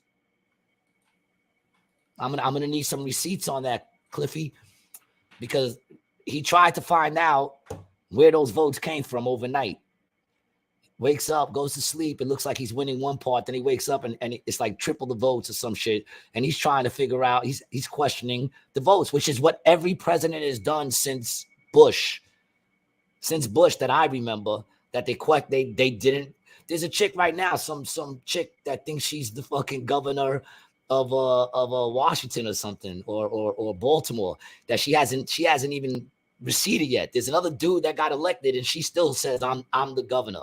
So a lot of people don't accept the results. That happens a lot, that they don't accept the results. But what is the result? The result is Biden is the president. Trump is not the president. The shit got transferred. The power got transferred. And in no time, you're talking about Kentucky, right? Kentucky, yeah, that black chick, she's still yet to concede. You know what I'm saying? Mark says he agrees with you, Brian. He put that up when you were talking about the China stuff. King Handles says that Brian, to be the number one superpower, you must innovate. What's the equivalent of Google in China? Does China's military have a global presence? See, I'm gonna say it like he probably meant it. Brian, to be the number one superpower, you must innovate. What's the equivalent of Google in China, dog? Does China's military have a global presence? So actually, yes, the global presence that China has is they've actually been investing in ports all over the world, which is actually the same thing that the U.S. did during our imperial time in, post World War II, where we pretty much dominated the seas and we took control of all these places. We took control of the Caribbean. We took control of all of these Asian islands, Vietnam, the Philippines, Japan. We went into all these places to control the shipping routes. And what China is doing is they have the money and they're going to all these third world and poor nations. And what they're doing is they're building ports and giving these countries debt that they know that they can't pay back under the promise of, we will build a military base here. We will build our military port and we will now run your ports. Okay. Hold on. He responded. Oh, no. Yeah. All right. Go ahead. Says, Brian, stop it. Look at all the U.S. bases across the globe, man. Nowhere near the same. And I'm not saying it's anywhere near the same, bro. I'm saying is they're on the course. That's not bro. That's King Handles. To overtake us. That is what I'm saying. We're not doing this anymore. And that's the problem. American nationalism and American imperialism is gone. And we need to reroute to American nationalism and strengthen our country so we don't have to worry about any of this shit. And the truth is, in America, we have all of the resources we need. We have oil. We have sunlight for solar. We have wind energy. We have diamonds. We don't have diamonds. We have gold. We have coal. We have everything that we could possibly need. We don't need to manufacture anything outside. We have 340 fucking million people, bro. We can do all of it here in America. But no, we decided to actually, Bill Clinton signed into the North American Free Trade Agreement, which enabled China to grow their middle class by building factory workers to build all the shit we had here. Oof. Meanwhile, everywhere in America is just. Now here's the thing. Hold on. We got comments popping up. Let's get to them real quick. Bro says China's buying land in Africa big time. China's buying land everywhere right now. All right. Mark says they're building a base in Cuba. They didn't already and have then one. King Handles responds and says, Brian, that's the point, my man. It's not comparable. And then not yet. Cliffy says China's buying up everything. Africa in particular is the most troubling. Well, in Africa, I brought that up to you, is that in Africa right now on the Western coast, there's 4 nations that have actually kicked out France for the first time. They've gotten all European invaders out of their country where they produce uranium, gold, and diamonds. But you're forgetting what the main purpose is, like you said, because you're looking at governments. And like you said before, it's deep state that runs all these shits, not just us. All these shits, right? And who's funding? You're forgetting. Where's the funding coming from? You're forgetting that it's not about China taking over America or Russia taking. It's about one world government. No longer America. No longer a China. No longer a Russia. But rather one world. Everything is. You can't be at war if you're all under the same umbrella. That's what they're looking for. One banking system, one world government. Everybody listens to one leader. That's what they're doing. It's not a thing of they have us thinking, oh, China's trying to take this up. No, they're trying to create just one world, one government, the new world order, which they've been talking about forever. All right. Bro says, we say we have gold. I want to see it. Well, go to any black neighborhood, in the East Coast or West Coast, dog. Whole lot of gold, man. King Handle says, you and King Handles are going at it today, baby. King Handle says, Brian, you're forgetting that by making a nation's economy dependent upon exports to the U.S., it costs U.S. jobs, but gives it control, leverage over their nation without occupying it. Very true. And at the same time, what it does is it creates bigger class division in the U.S. because those manufacturing jobs are no longer here in the country. And what it does is it provides that work and that money, even though it's not as much as they're getting paid in the U.S., to Chinese citizens who aren't actually going to need to export stuff to us anymore because they can support it in their own nation and actually export it to other puppet nations that they have around the globe. Ooh. Brian is. I love King Handles, dog. We always get it. We always get into the conversation. Bro says New World Order. Yes, please let us not forget about this little thing called New World Order. And it's funny because people, whenever you say that, people right away it's like conspiracy. They say it all the time since Senior Bush. Okay, just look at the clip. Just Type in New World Order fucking click. You'll see all these presidents and all these people of power talking about the New World Order. You'll see the World Economic Forum talking about the New World Order. And what's that New World Order? One world government. And if it's a one world government, then it's no longer China, no longer America, no longer. That's why they're trying to make no borders. You know what I'm saying? What is a country with no borders? I want to watch. Me and you should watch this together at some point. We should watch the full 16-minute Eisenhower's farewell address when he talks about the New World Order, and he talks about the military industrial complex, and he talks about some other things in there. But I think we should fucking watch it. Well, we'll do that, and then we'll comment on it. I'm not gonna make everybody sit through it with us. No. Maybe they don't feel like watching that. No. Not here. No. But I'll definitely watch it if you send me the link. Yeah. I think I'm gonna watch it together. I think we should watch like a date. Together. I mean, like two friends hanging out and enjoying a show. I mean, it doesn't have to be a date. All right, just making sure. Yeah. You know. So here's something I want to talk about. Joe Biden finally acknowledging his grandkid. Finally acknowledging the baby that was born illegitimately through his crack smoking son. His crack smoking, cocaine snorting, heroin between the toes son. Oh, that's pejorative. And I don't like it. What's that mean? I don't know what that word means. Should I look it up or are you going to tell me? Oh, I'll look it up. Look, he has to look it up because he's just using words that were on his fucking word a day calendar. Pejorative, expressing contempt or disapproval. Permissiveness is almost universally expressed as a pejorative term. Okay. Right. I'll go back to that. Like when I say Brian is smart. You fucking Puerto Rican, that's using it as a pejorative. Oh. Okay. You know, it's context. All right. Thank you for teaching me something. Mm-hmm. I appreciate you, Brian. You know, the real power here is where we share opinions like civil adults. China don't have that power. Correct. No, they know when to shut the fuck up. Correct. That's why they have good women coming out of China. That's why we want a good wife. I agree with order you. A Chinese chick.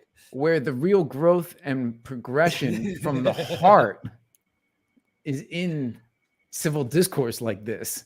But if you want to have true power and control, you shut down. You shut that shit down. Yeah. All right. Which is what they always do. Down. And I believe there's a couple stories that they shot down of ours, including the Hunter Biden laptop story. Remember when all of that was shut down on Twitter? Well, you know, I saw this thing where they say that all the indictments that they gave Trump this year, they all align with something big coming out about his son and the whole thing of him and his son working together and collecting money from China, collecting money from all these other countries. Oh, Trump and his son? Ukraine? No. Oh, Biden and his son. Right. Every time they're about to drop a new bombshell about like when the bombshell came out supposedly about his father being right next to him and he's like, I'm with the big man right here and he wants to know where his money's at. When they dropped that story, they indicted him the first time. Then it came out, you know, another story that they were getting ready to drop. Then this other indictment came out, and now the new thing that's out with him is I forgot what it was, man. I mean, it's all money. You know, and it's like they're one of the dirtiest families out there, dude. And how people still back him is amazing. But now, because it was looking unpopular that he wasn't, that Biden never, ever, you know, acknowledged that he had a granddaughter, and it was hurting his poll ratings. So now he came out and he said that he has 7 grandchildren. You ready? And then he's slick. He goes, I have 7 grandchildren. 5 of them I talk to every day because they're old enough to, you know, text. And that's it. That's his way of saying he don't talk to that other one. He still don't acknowledge her, you know. Hold on. Bro says first, to me, that sounds like the end of American way. No democracy. Well, from my understanding, America's not a democracy. It's a constitutional republic. That's right. It never was a democracy. It's a constitutional republic. Which bothers me every time they keep using the word. You know, they keep throwing it at us like we were never a democracy. Bro also says that makes 2 of us. Nothing like laughing and learning. Pew, pew, pew, pew, pew. All right, so let's, I mean, dude, you know, while we're on here and we talk about public, you know, we talk about this stuff all the time. Let's fucking lay it down. What is a constitutional republic? This is the government that we have in our country. And, you know, it should be easy enough to actually lay it down. The constitutional republic is a state where the chief executive and representatives are elected and rules are set down in a written constitution. The head of state and other representatives are elected, but they do not have uncontrolled power. What their power is limited to is written in the Constitution, right?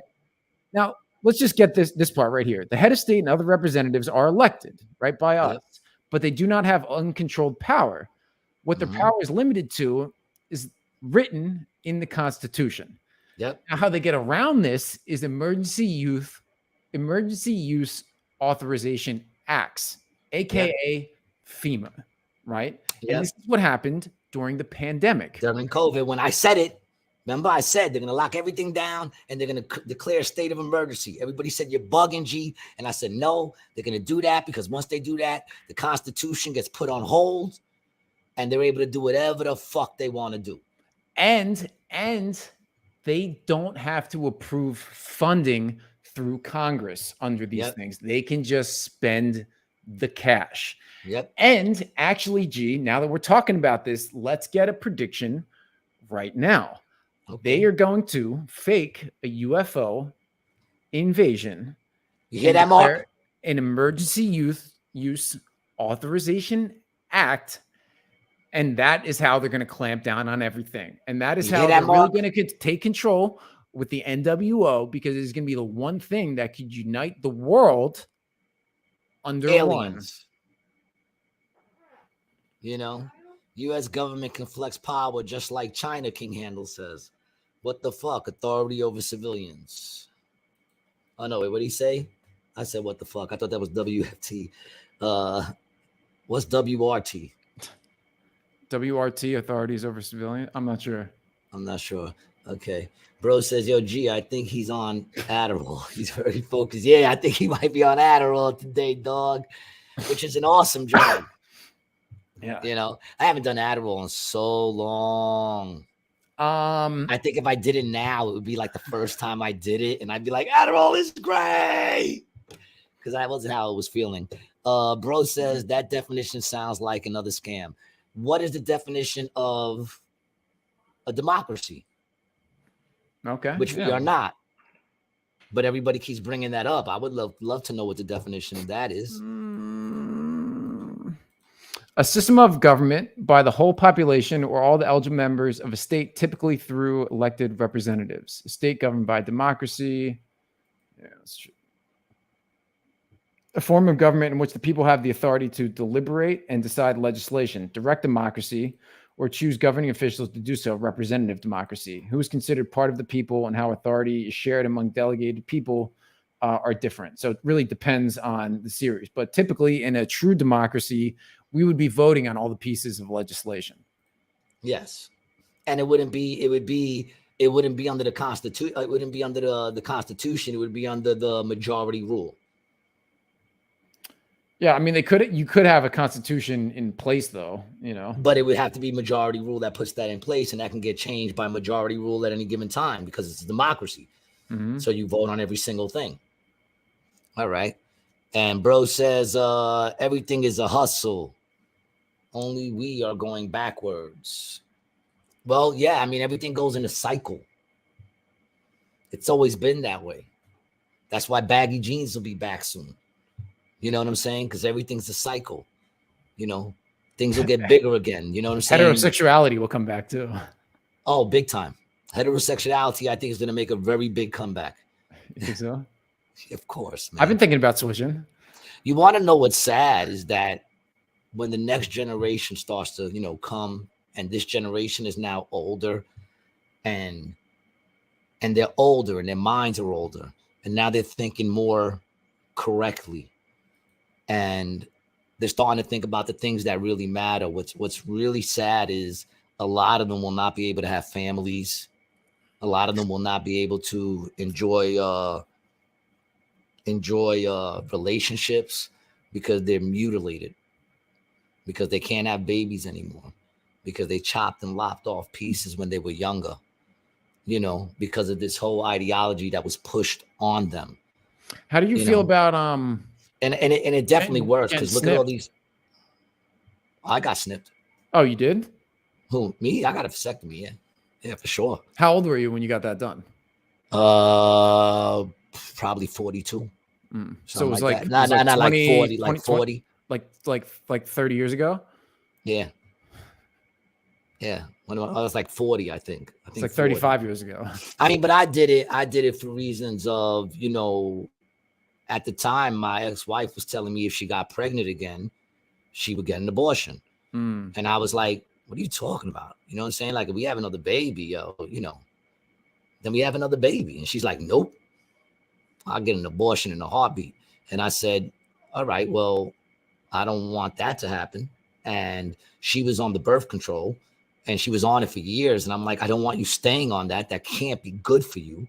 You know? So it was easier for me to go get the snip than it was for her to go get the ovaries and shit done. So I went and got it done. Because remember, I was married at the time, and I believed that I was going to be married to her for the rest of my life. So, you know, I decided to get the vasectomy. I had a boy, I had a girl. I wouldn't have minded other kids, but she was very clear that if she got pregnant, she would kill my baby. So I got snipped. I didn't want to have to go through that. Interesting. Sean, yo, what's up? What's up, Sean? Welcome back. Good to see you again, Poppy. And Richard, what's up, my dog, man? I was telling Brian the other day how much it warms my heart when you come on the show, dog. I ain't even gonna lie, and you know why. But I just want to let you know I love you, dog, and I'm glad that to see you doing well. Big up to you and the family too, man. I do see the pictures and everything. Would that be one form of sterilization? What, getting snipped? Yeah. Do I regret it? I regret a lot of the things I've done. You know, so I wouldn't necessarily say it's for everybody, but yeah, it's a form of sterilization, and everything that's going on, down from abortion to this whole thing, is all eugenics. That's all it is. It's all population control. It's all eugenics. And if you go by the movie that we watched, it's stopping people from having babies and killing kids so that the Messiah doesn't return, because they believe that they can stop it at birth. I think they're bugging. Richard says no mutilating kids. That's what I'm saying. That's the thing that people are fighting for. And the thing is, they always turn it around. Like, we're like, oh, they're against trans. No, they're against people transing the children. No one gave a fuck about y'all 5 years ago, yo. No one was caring what y'all did 5 years ago. It wasn't until you brought that shit into the schools and started fucking with the kids. Nobody gave a fuck about cross-dressers doing their shows on a Friday night. No one gave a shit. It wasn't until they started reading to the children. It wasn't until they started twerking their fucking manly asses in children's faces with thongs on it. Okay? Richard says, I think the messages are delayed a little bit. By the time my message gets to you, you have already moved on. Well, he brings them up as he brings them up, but I know where you're going back to. You know what I'm saying? I see them when they pop up. You know, respect to you too, bro. You know what I'm saying? And that's when people started taking notice. That's when I started caring. I never gave a shit. No one gives a shit what adults do to themselves. You know, we should, but we really don't. Every adult has the right to do whatever the fuck they want to do. You want to start, you know, because I mean, if I'm going to keep it real, I'm not even with chicks making their titties bigger just to make them bigger. I don't like that shit. I'm not with it. But if you do it, you do it. I've never been with a chick with big fake titties. You know, I don't find that necessarily something I want in a woman. I prefer a natural woman. Big. I like all titties, floppy, big, small, whatever. So the truth of the matter is, even women who enhance this shit, or even men who sit there and fucking put in thighs, you know what I'm saying? Because they don't want to do squats, you know? I'm against all that shit. And that's what I say too. Like, I talk against the trans and the children. And yeah, I'll be the first one to say being homosexual, it's a sin. But you know what? So is fucking straight people, and you're not married. Okay? And that's not what I say. That's what God says. And that's it. That's the end of it. You know what I'm saying? We could all have our opinions. Yeah, my opinion is live and let live. Do what you got to do.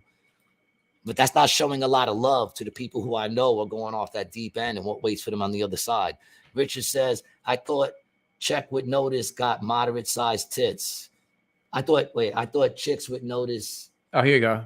If a chick with no tits got moderate sized tits, I'm okay. Yeah, no doubt. A little bump, just a little bump. You know, the nipple makes the tit. You know what I'm saying?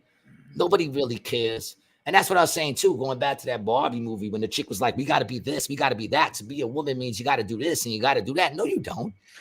No, you don't. You all kind of have one of those characteristics anyway. Nobody's got to be perfect. Guaranteed the dude you're with's not perfect. So you don't have to be all those things. Never once did I even look at a chick and be like, she has to be this, this, this, this, and this in order for me to know. You know what I'm saying? You start dating them and then they start to annoy you. And then that's when you start saying, I don't like this, this, this, and this. You know what I'm saying? It's more of a thing of you start knocking those shits off once you're talking to them. It's not what gets you to talk to them. You know? So the I was just looking up a couple of things about like you know, the stuff that you were saying like in the Bible with like homosexuality, bestiality, and you know, other things like that. So it's Leviticus is really where that comes from. Is that correct? Yes. Okay. Leviticus is the book of laws, and that's the main one where it comes from. A man should not lay with another man as a man lays with a woman. Yeah. So Leviticus, the 18th chapter of Leviticus, deals with a number of sexual activities that considered abominable, including incest and bestiality. The chapter also contains Moloch worship. It is part of the Holiness Code, Leviticus 17 to 26, and its sexual prohibitions are largely paralleled by Leviticus 20, except that chapter 20 is more emphasis on punishment. Yeah, it's the book of laws. And in the laws, it says, you know, and it's up there with fornication and everything else. Like I said, man.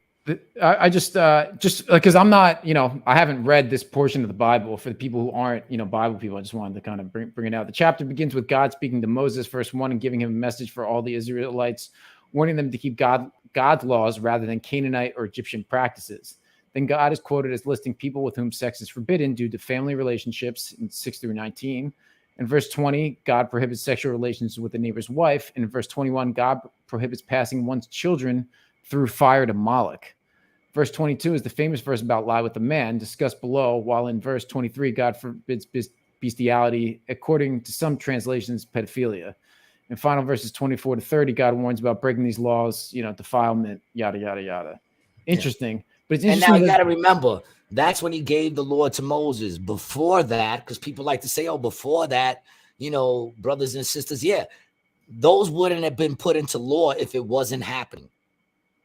There was a time when bestiality was not a sin. Why? Because there was no law against it. The laws weren't given unto Moses yet. So there was no sin. You know what I'm saying? But then God started looking around and seeing the depravity of man. You know, and if you go into Ephesians, he talks about how he gave man over to his own iniquities. He gave man over to his own depravities. So if that's the right word, but their own depraved minds. And that's what you see going on now. What you got to remember now is people reject the word of God because it shines light on their dark souls. And people in the dark, it's like when you sleeping and someone pulls up a fucking shade. You're like, pull down the fucking shade. People in the dark don't like light, man. They're blinded. Their hearts have been hardened. That's what it said. That's what scripture says. Their hearts have been hardened. So that's why we have to have empathy on these people. We have to try to use love to change their hearts because their hearts have been hardened toward God. They've been given over to their own immoral fucking ways. You know what I'm saying? So that what's good becomes bad and what's bad becomes good. You know? Bro says, if only we had more wisdom, but that comes with time, hurt, and knowledge of God's word. I can't argue with that. I can't argue with that.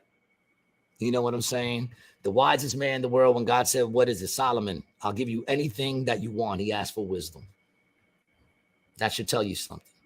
You know what I'm saying? That should tell you something. That's why I say I won't be bought out, you know, like, that's why I don't have a price in my fucking head because, you know, the richest man in the world, Solomon, said it's all vanity of vanities. It's all chasing the wind. So there's nothing wrong with having money. But if you're living just to make money, then it's vanity of vanities. You can't take it with you. You know, Richard says, hold up. I thought sin was present since Adam and Eve. from Adam and Eve, that's when sin became. The first sin was the eating of the fruit. And from that point on, that's where sin came, because you had the wisdom of knowledge and good. So there was sin, but there was no law. Man did not know it was sin until he was told it was sin. That's why the laws were given. Before that, and that's the thing. People used to speak directly to God back in those days, but they wanted a king like all the other people had. It goes deep. I mean, you really got to read all that shit. It explained, like even Brian said, when he started reading it and started searching it with a pure heart and looking for understanding, things just started making sense. Remember, you were calling up like, yo, this makes sense. Now I understand this. Now I understand that. The interesting part, the thing that I think I'm most interested in like just life period is God, the esoteric, the unknown, the creation, and then the attachment that we have with actual history that we can, like, dude, artifacts, ruins, books, Dead Sea Scrolls, all of that sort of stuff, right? And then, combining mainstream history with the Bible and the shit just lines up. It's bizarre. It's very bizarre. Go, you don't think a man wrote that? Watch every movie you've ever seen. Nobody could write a story that good. No one can make up a book that good. I've seen anyone able to do it before, where it's still relevant to today. Just the thing of it's still relevant to today.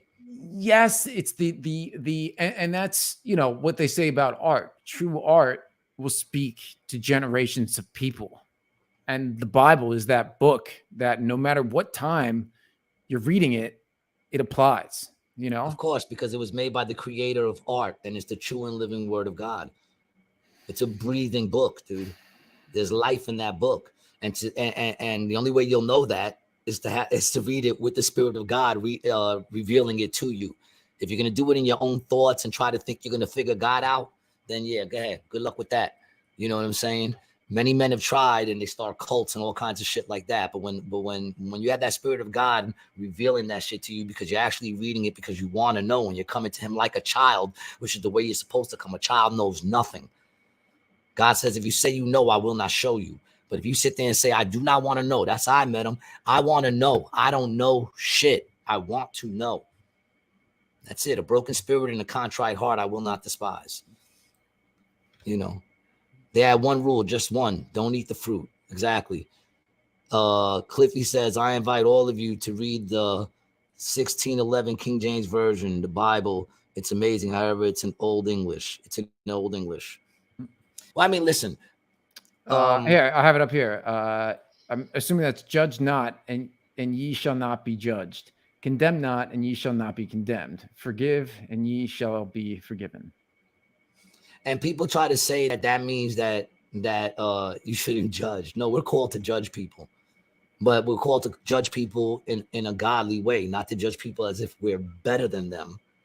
You know what I'm saying? And not to sit there and go at somebody when you got all this shit going on in your life that ain't right, and try to point out somebody else's shit. You understand what I'm saying? So there's a thing of we are called to judge in a sense, and there is a reason for shame. Shame is what keeps people in line. And if you look at what's going on now, they're trying to remove shame from everything. Look at what they're trying to do. They're trying to remove shame from everything. You should not be ashamed if you're a person that hooks up online and just fucks randomly all the time. There's no shame in that. Back in the day, it used to be called the walk of shame when you left the house, right? Mm-hmm. There's no shame in that no more. In fact, a dude should be happy to have a woman with a 400 to 1,000 body count. You know what I'm saying? There's no shame in that. Two dudes banging or whatever. No shame in that. Banging little children. There's no shame in that. I'm telling you right now, they're going to start saying there's no shame in banging animals, because I started seeing some articles on that starting to pop up. Mm-hmm. There's going to be no shame in that. There's no shame in being a drug addict. There's no shame in being a criminal. They're trying to take away shame from everything so that everything feels good. Whatever feels good to you, do it. There's no shame in it. Shame keeps people in check. It's there for a reason.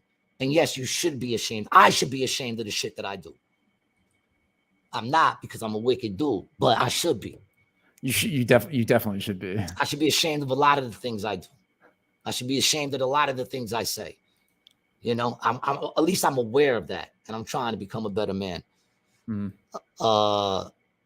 Bro says he asked Eve, "Are you sure it was that tree?" He put doubt, confusion, and then I got you.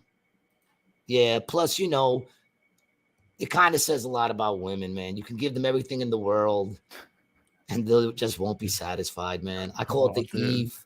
I call it the Eve complex. You know, the same way like men have the Adam complex. We just want to make women happy. That's all. We just want to make you happy. I'll eat of the fruit because you want me to, so I'll eat of the fruit. And now, boom, you know.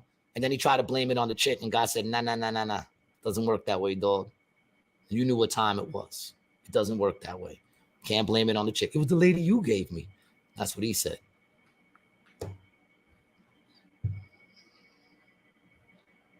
The law of Moses is their judge. The Lord, you God, and Christ is your salvation and mine. I'm confused by that, to be honest. I don't know what that means. Because Jesus didn't diminish the law. In fact, he made it even more, you know, he took it from fornicating to even if you think about fornicating. You know what I'm saying? So he actually made it a little harder in a sense. But yes, the reason why I'm saved is not because of anything good I've ever done or anything good I will ever do. I deserve death because of all the sin that I've done in my life. But Jesus made a sacrifice for me. But here's the thing that always worries me, because my problem is not in accepting Christ. My problem is in repentance. And repentance is more than just acknowledging the shit you do that's wrong. It's turning from the shit that you do that's wrong. And that's always been my problem. I know a lot of the shit that I do is wrong, and I just keep doing it. And that's what makes me question my salvation sometimes. You know what I'm saying? Because he says, repent and sin no more. Repent and be saved. When you truly accept Christ, man, you have power over sin. You start to not want to even do that shit anymore. I believe I'm saved, but I also believe I'm backsliding, because I used to be much more sensitive to it. And I used to not want to do those things. I wanted to do the things that made my God happy, because I liked making him happy. And then somewhere in the struggle, I started to backslide and started thinking about myself again and what mattered to me. And now this is where I'm at, where I find myself in repetitive sin that I know is wrong and I'm trying to break out of. But, you know, it's the repenting problem that I have, and I think it's the repenting problem that most people have, you know, which is the thing that most false teachers out there, which I want to talk about on an episode, those false fucking prophets out there preaching the love of God and the gifts of God without repentance. That's not the way it works, you know, because then it's easy. If it wasn't for repentance, I'd be a perfect Christian. But I have a problem with the repentance. I have a problem with turning. You know, I turn for a moment, but then I turn right back. I got that 360 repentance going on. Just keeping it real. I'm not proud of it. I'm just keeping it real. You know, that's why, you know, when people say, how could I, you know, listen, I don't judge nobody. I just say what God says about it, even including to me. So when people tell me, oh, you're a good dude, I always say, no, I'm not. You know, because when they said Jesus was good, he said, no one is good but God the Father. So how am I going to sit there and let someone tell me I'm good? Cliff says, exactly. Jesus is the only way, truth, and the life. Just pray for you to get closer to the Lord again. I'm in the same boat you're in. I'm a sinner.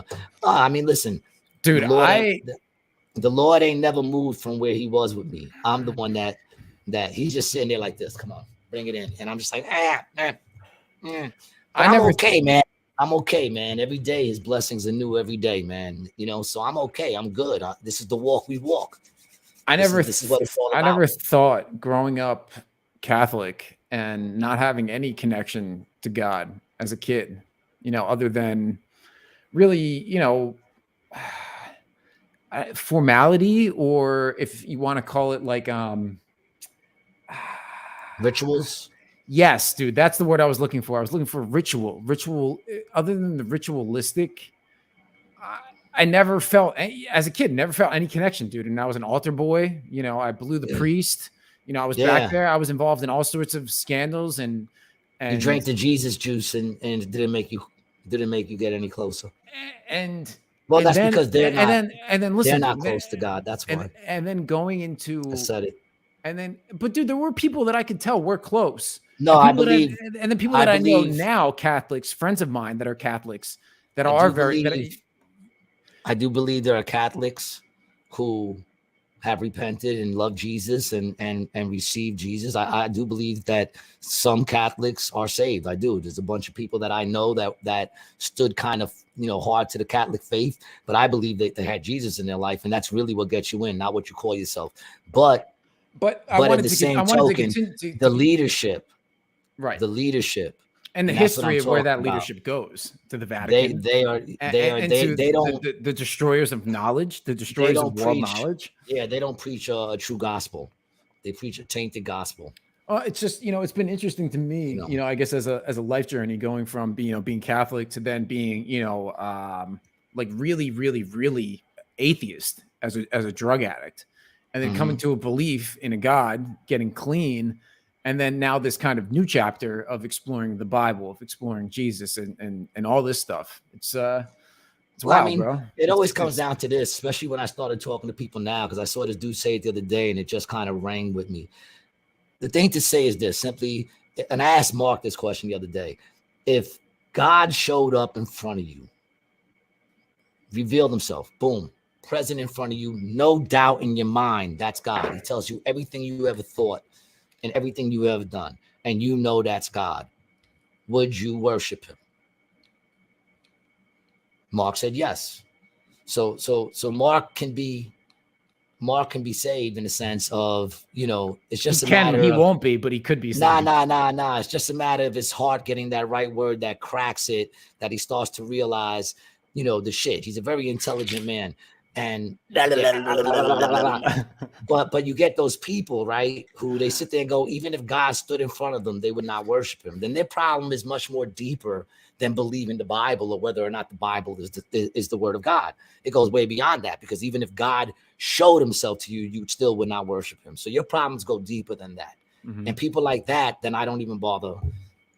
What could I say to them? There's nothing to say to them. Cliff says, I was raised Catholic, as I was too. It's just I didn't know that. You grew up Catholic also? Who, me? Yeah, I made my communion. I did my my name was Paul in my whatchamacallit. Yeah, I was raised Catholic with the St. Rita's. My confirmation, my baptism. All that. I got baptized twice. I got baptized once as a baby, which means nothing. And the second time I got baptized as an adult when I became born again. And your mother, did she go through that same process? My mother was a Catholic. My mother was a Catholic to start. My mother and father raised me Catholic. Yeah, I went to St. Rita's. She born again also. She became born again after my second stepfather left. She found God in her room. She spent a lot of time just alone in her room with a broken heart and cried out to God. And, you know, the life she has now is amazing. That's why, even though I don't believe, like, you know, she's a little crazy and she follows a lot of those false prophets a lot of times. But, you know, that's why I say, like, it's a personal thing. So I know she's personally saved, although she agrees with a lot of these idiots. And I try to tell her sometimes, stop doing that. But her life is completely changed. Her life is proof that there is a God. So is mine, for anybody who ever met me back in the day and knows me from back in the day and they see me now. I think, you know, it's obvious that there's been a big change. And if I say it's God, who are you to tell me it wasn't? Bro says, we are of the flesh. Do not be too hard on yourself. We are not God. No, of course not. Of course not. Listen, we can't be too hard on ourselves, but I'm just one of those people that I live a reflective life and I keep it real with myself. I don't get so hard like I'm a piece of shit. But I know if I'm going to say I'm good, to what measure? Who am I comparing myself to say that I'm good?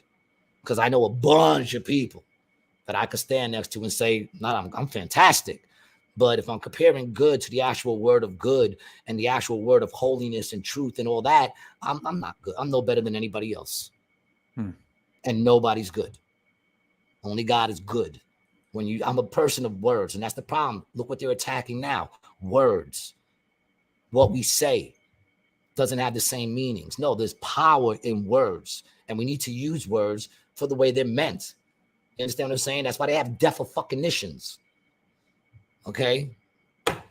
So words mean something, you know, and that's the problem. That's why they're attacking words right now. Mm-hmm. And I didn't even mean for this to go into a religious way, because I know I always sound like I'm preachy. I'm not trying to be preachy in any way. I'm just, you know, being honest in the way I feel, man. Being born again was an amazing experience. We are all in yours and Brian's corner. I appreciate that, man.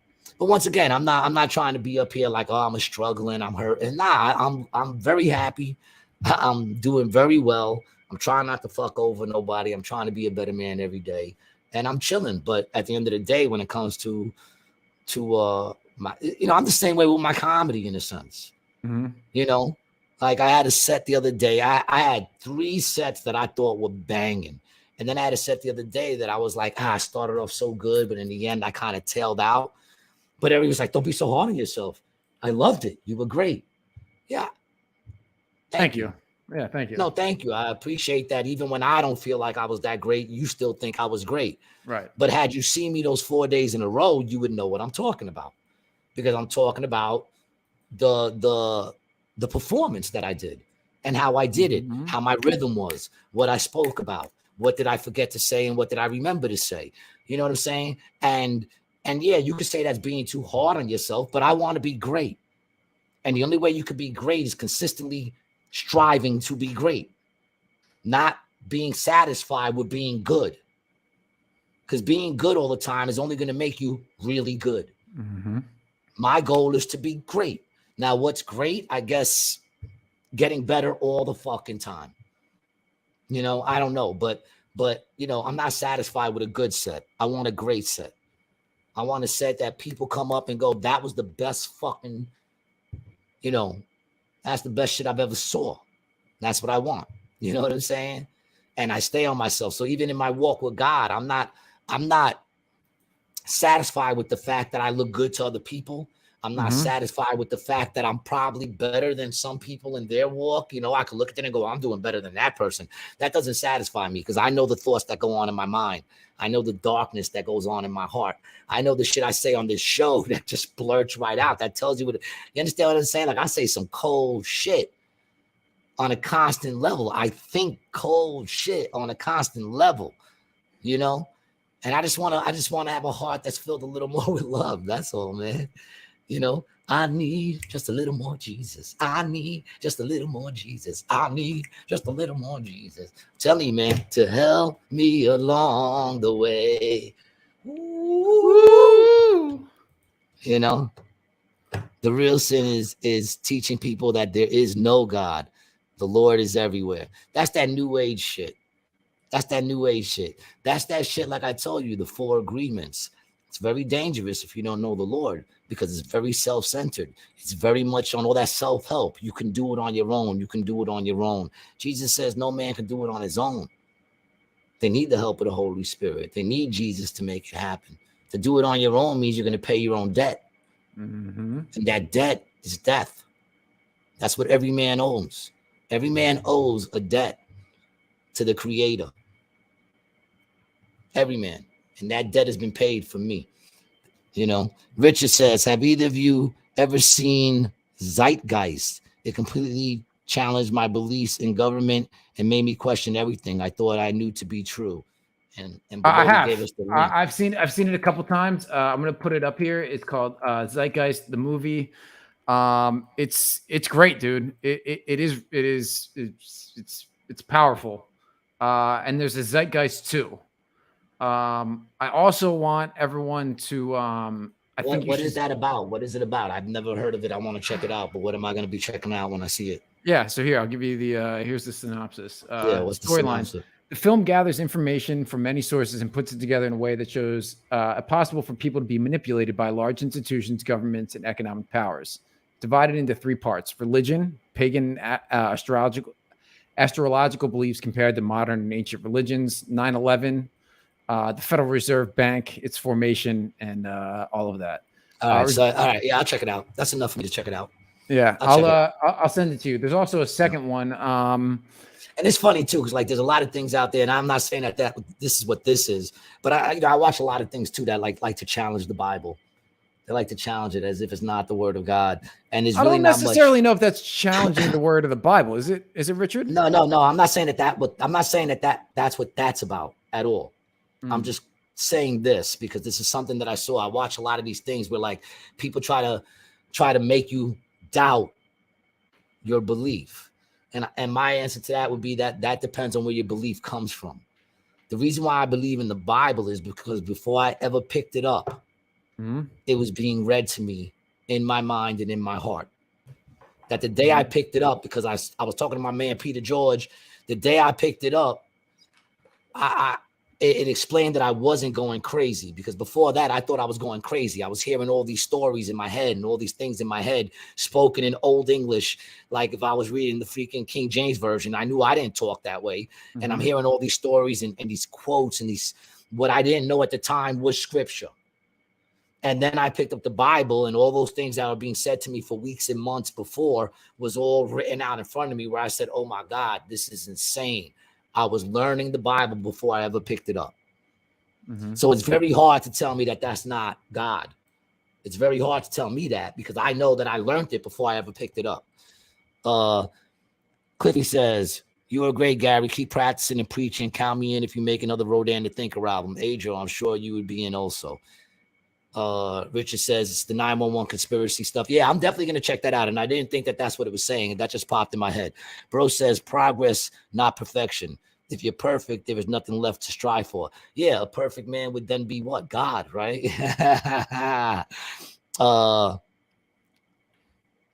If you can do a whole show based on that shit, Gary, your mind is going to be blown. Oh yeah, no, we will. I'm gonna check it out. I'm gonna check out that one and the second one so that I come back with knowing something. Yeah, the other thing that I think everyone should listen to or watch is JFK to 9/11. I just put this up in the comments. That was one of the first ones that I ever watched that had me like, wow. You know what I'm saying? I kept pausing and checking shit because it was like mind blowing. You know, I was like, wait a minute, pause. What did they just say? I might watch that again. I'm due for a watch on that. Yeah, just to catch up again, right? All right. Yep. So then we got a lot of things. When in doubt, I go to God, the Word. Exactly. And it's good to have a track record.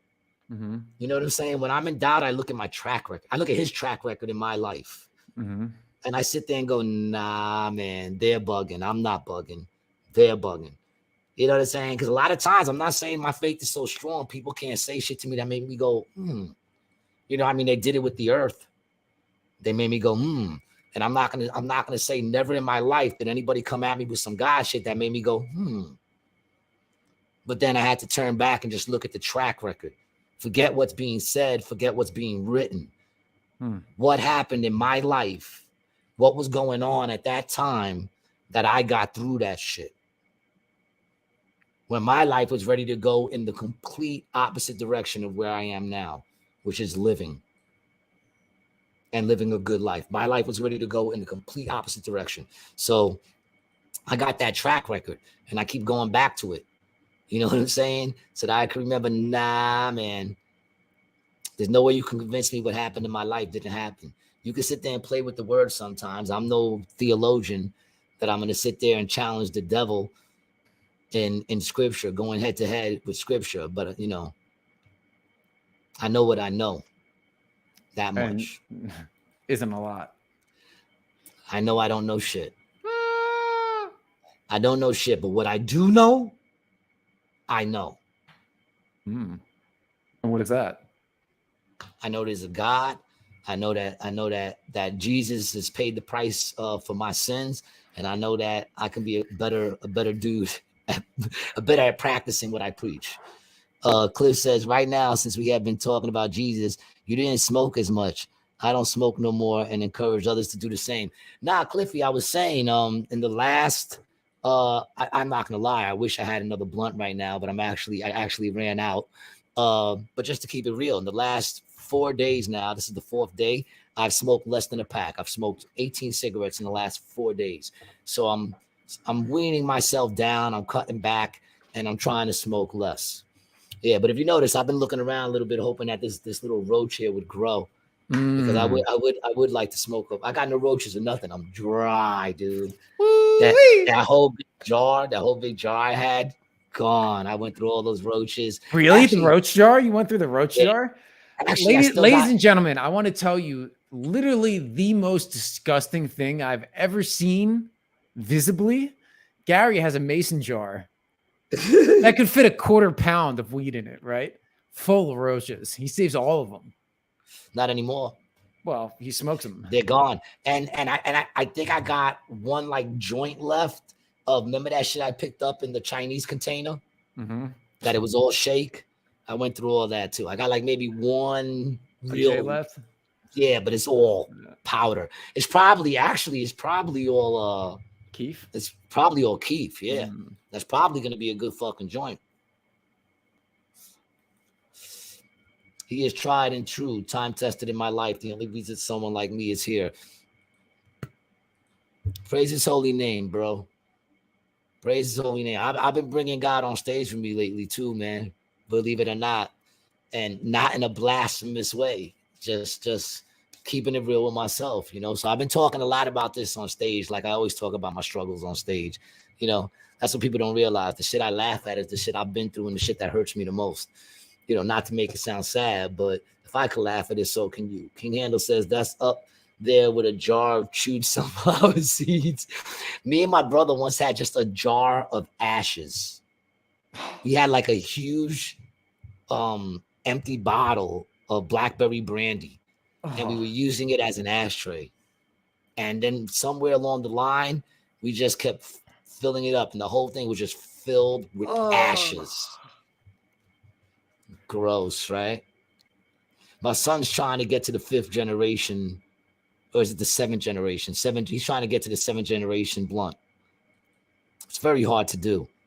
Some say it's the roach.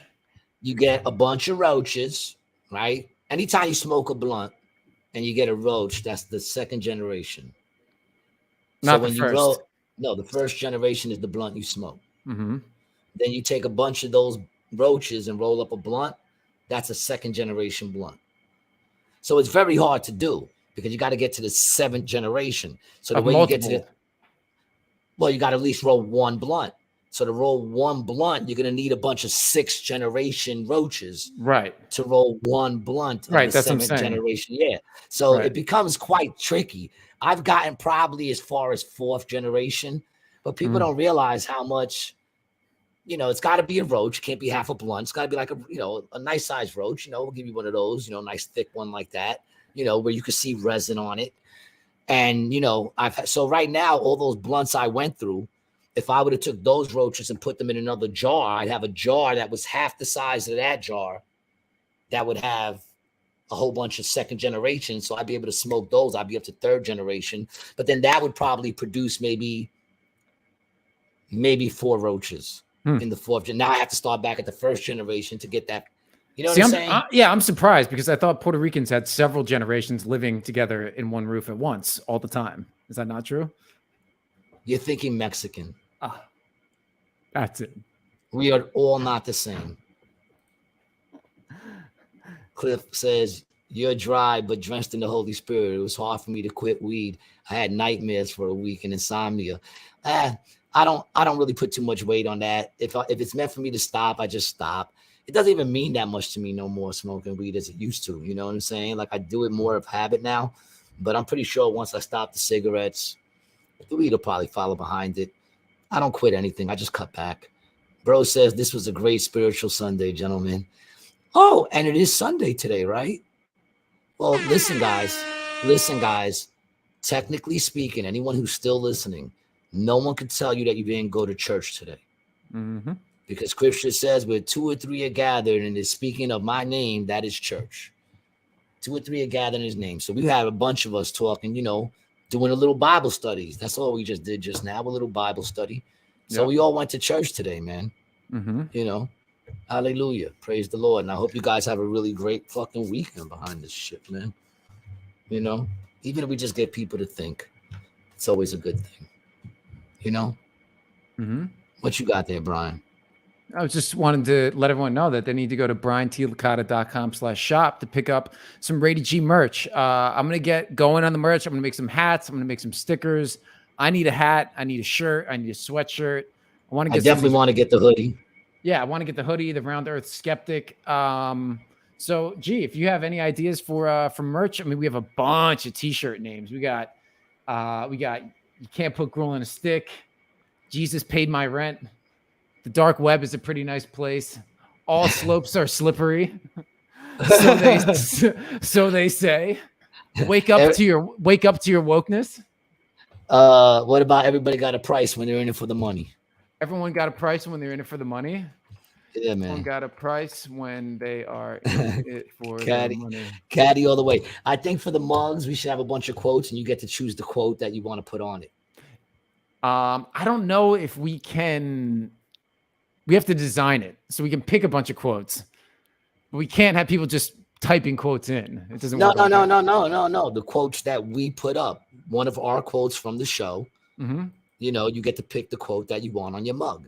So it could be this: my ignorance makes me adorable, or you can get the other one that says, you know, art imitates life. Art imitates life, or I'm a flat earth skeptic. I'm a round earth skeptic. How about suck my dick with a strong K? With a strong K, we could have that too. You know what I'm saying? And you could say on the bottom in parentheses with a strong K.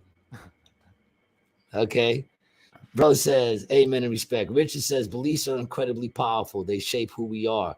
This reminds me of a book called Psycho-Cybernetics. Man, Richard, you be reading a lot, man. So do I. I respect that. Which explores the influence of beliefs and self-perception. In one chapter, the author discusses how we never really stop believing in the tooth fairy. Instead, the energy is drained from the belief. Yet, the tooth fairy still resides in our mind, and we pass this belief on to our children, even though we know it's not real.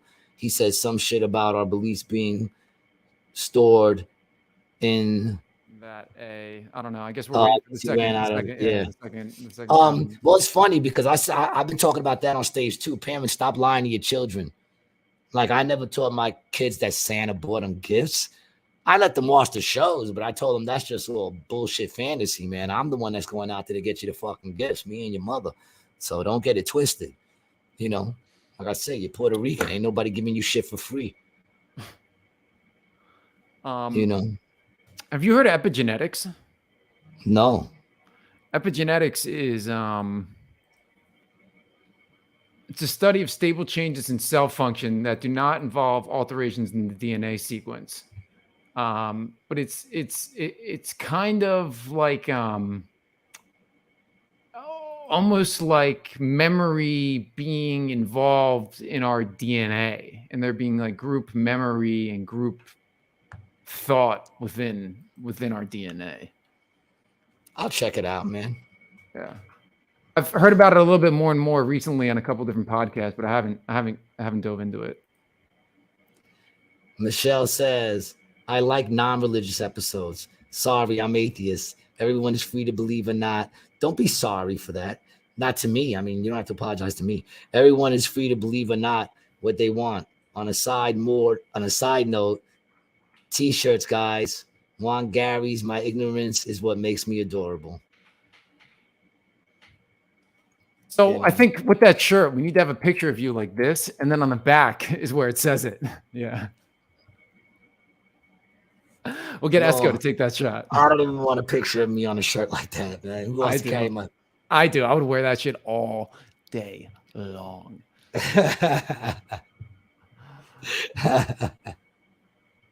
Yeah, we didn't mean to go in that direction, by the way, Michelle. We know that right when we start talking that stuff, we tend to lose at least half the people. It's not true. We've had a steady 10 the whole show. Yeah, our core. That's our core, man. Mm-hmm. You know, we should get a shirt that says that. Steady 10. I'm part of the Steady 10. That's our hardcore group right there, man. The steady 10. Yeah, man. Listen, I've been having to piss since I know. Fucking 3:30. I've been having to pee. So what's the rest of your weekend looking like? What's your plans for tonight? I'm gonna make some French toast.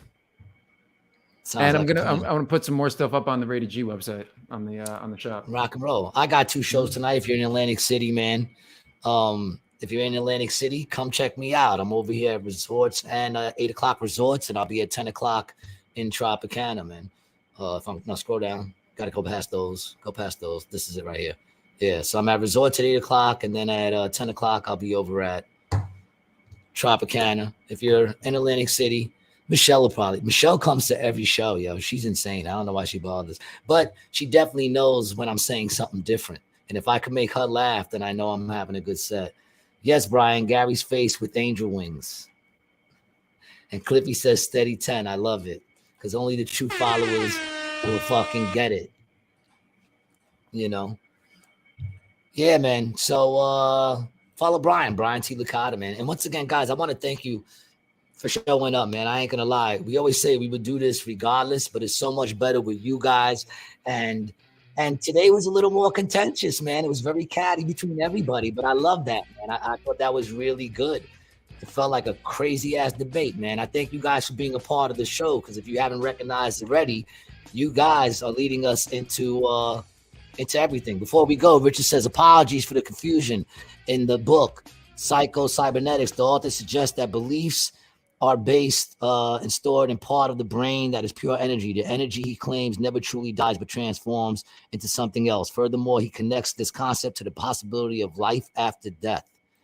Great show, fellas. Love y'all. We love y'all too, man. We glad you enjoyed it. And Michelle, thanks for barreling through it, man. You know what I'm saying? But nothing happens for a reason. I believe, Michelle, there's a seed that's being planted in that little atheist, beautiful mind of yours that's going to grow into a true believer of God one day. I'm not saying I'm going to try to. I just think it's going to happen. That's all. Love you too, Michelle. Peace, guys.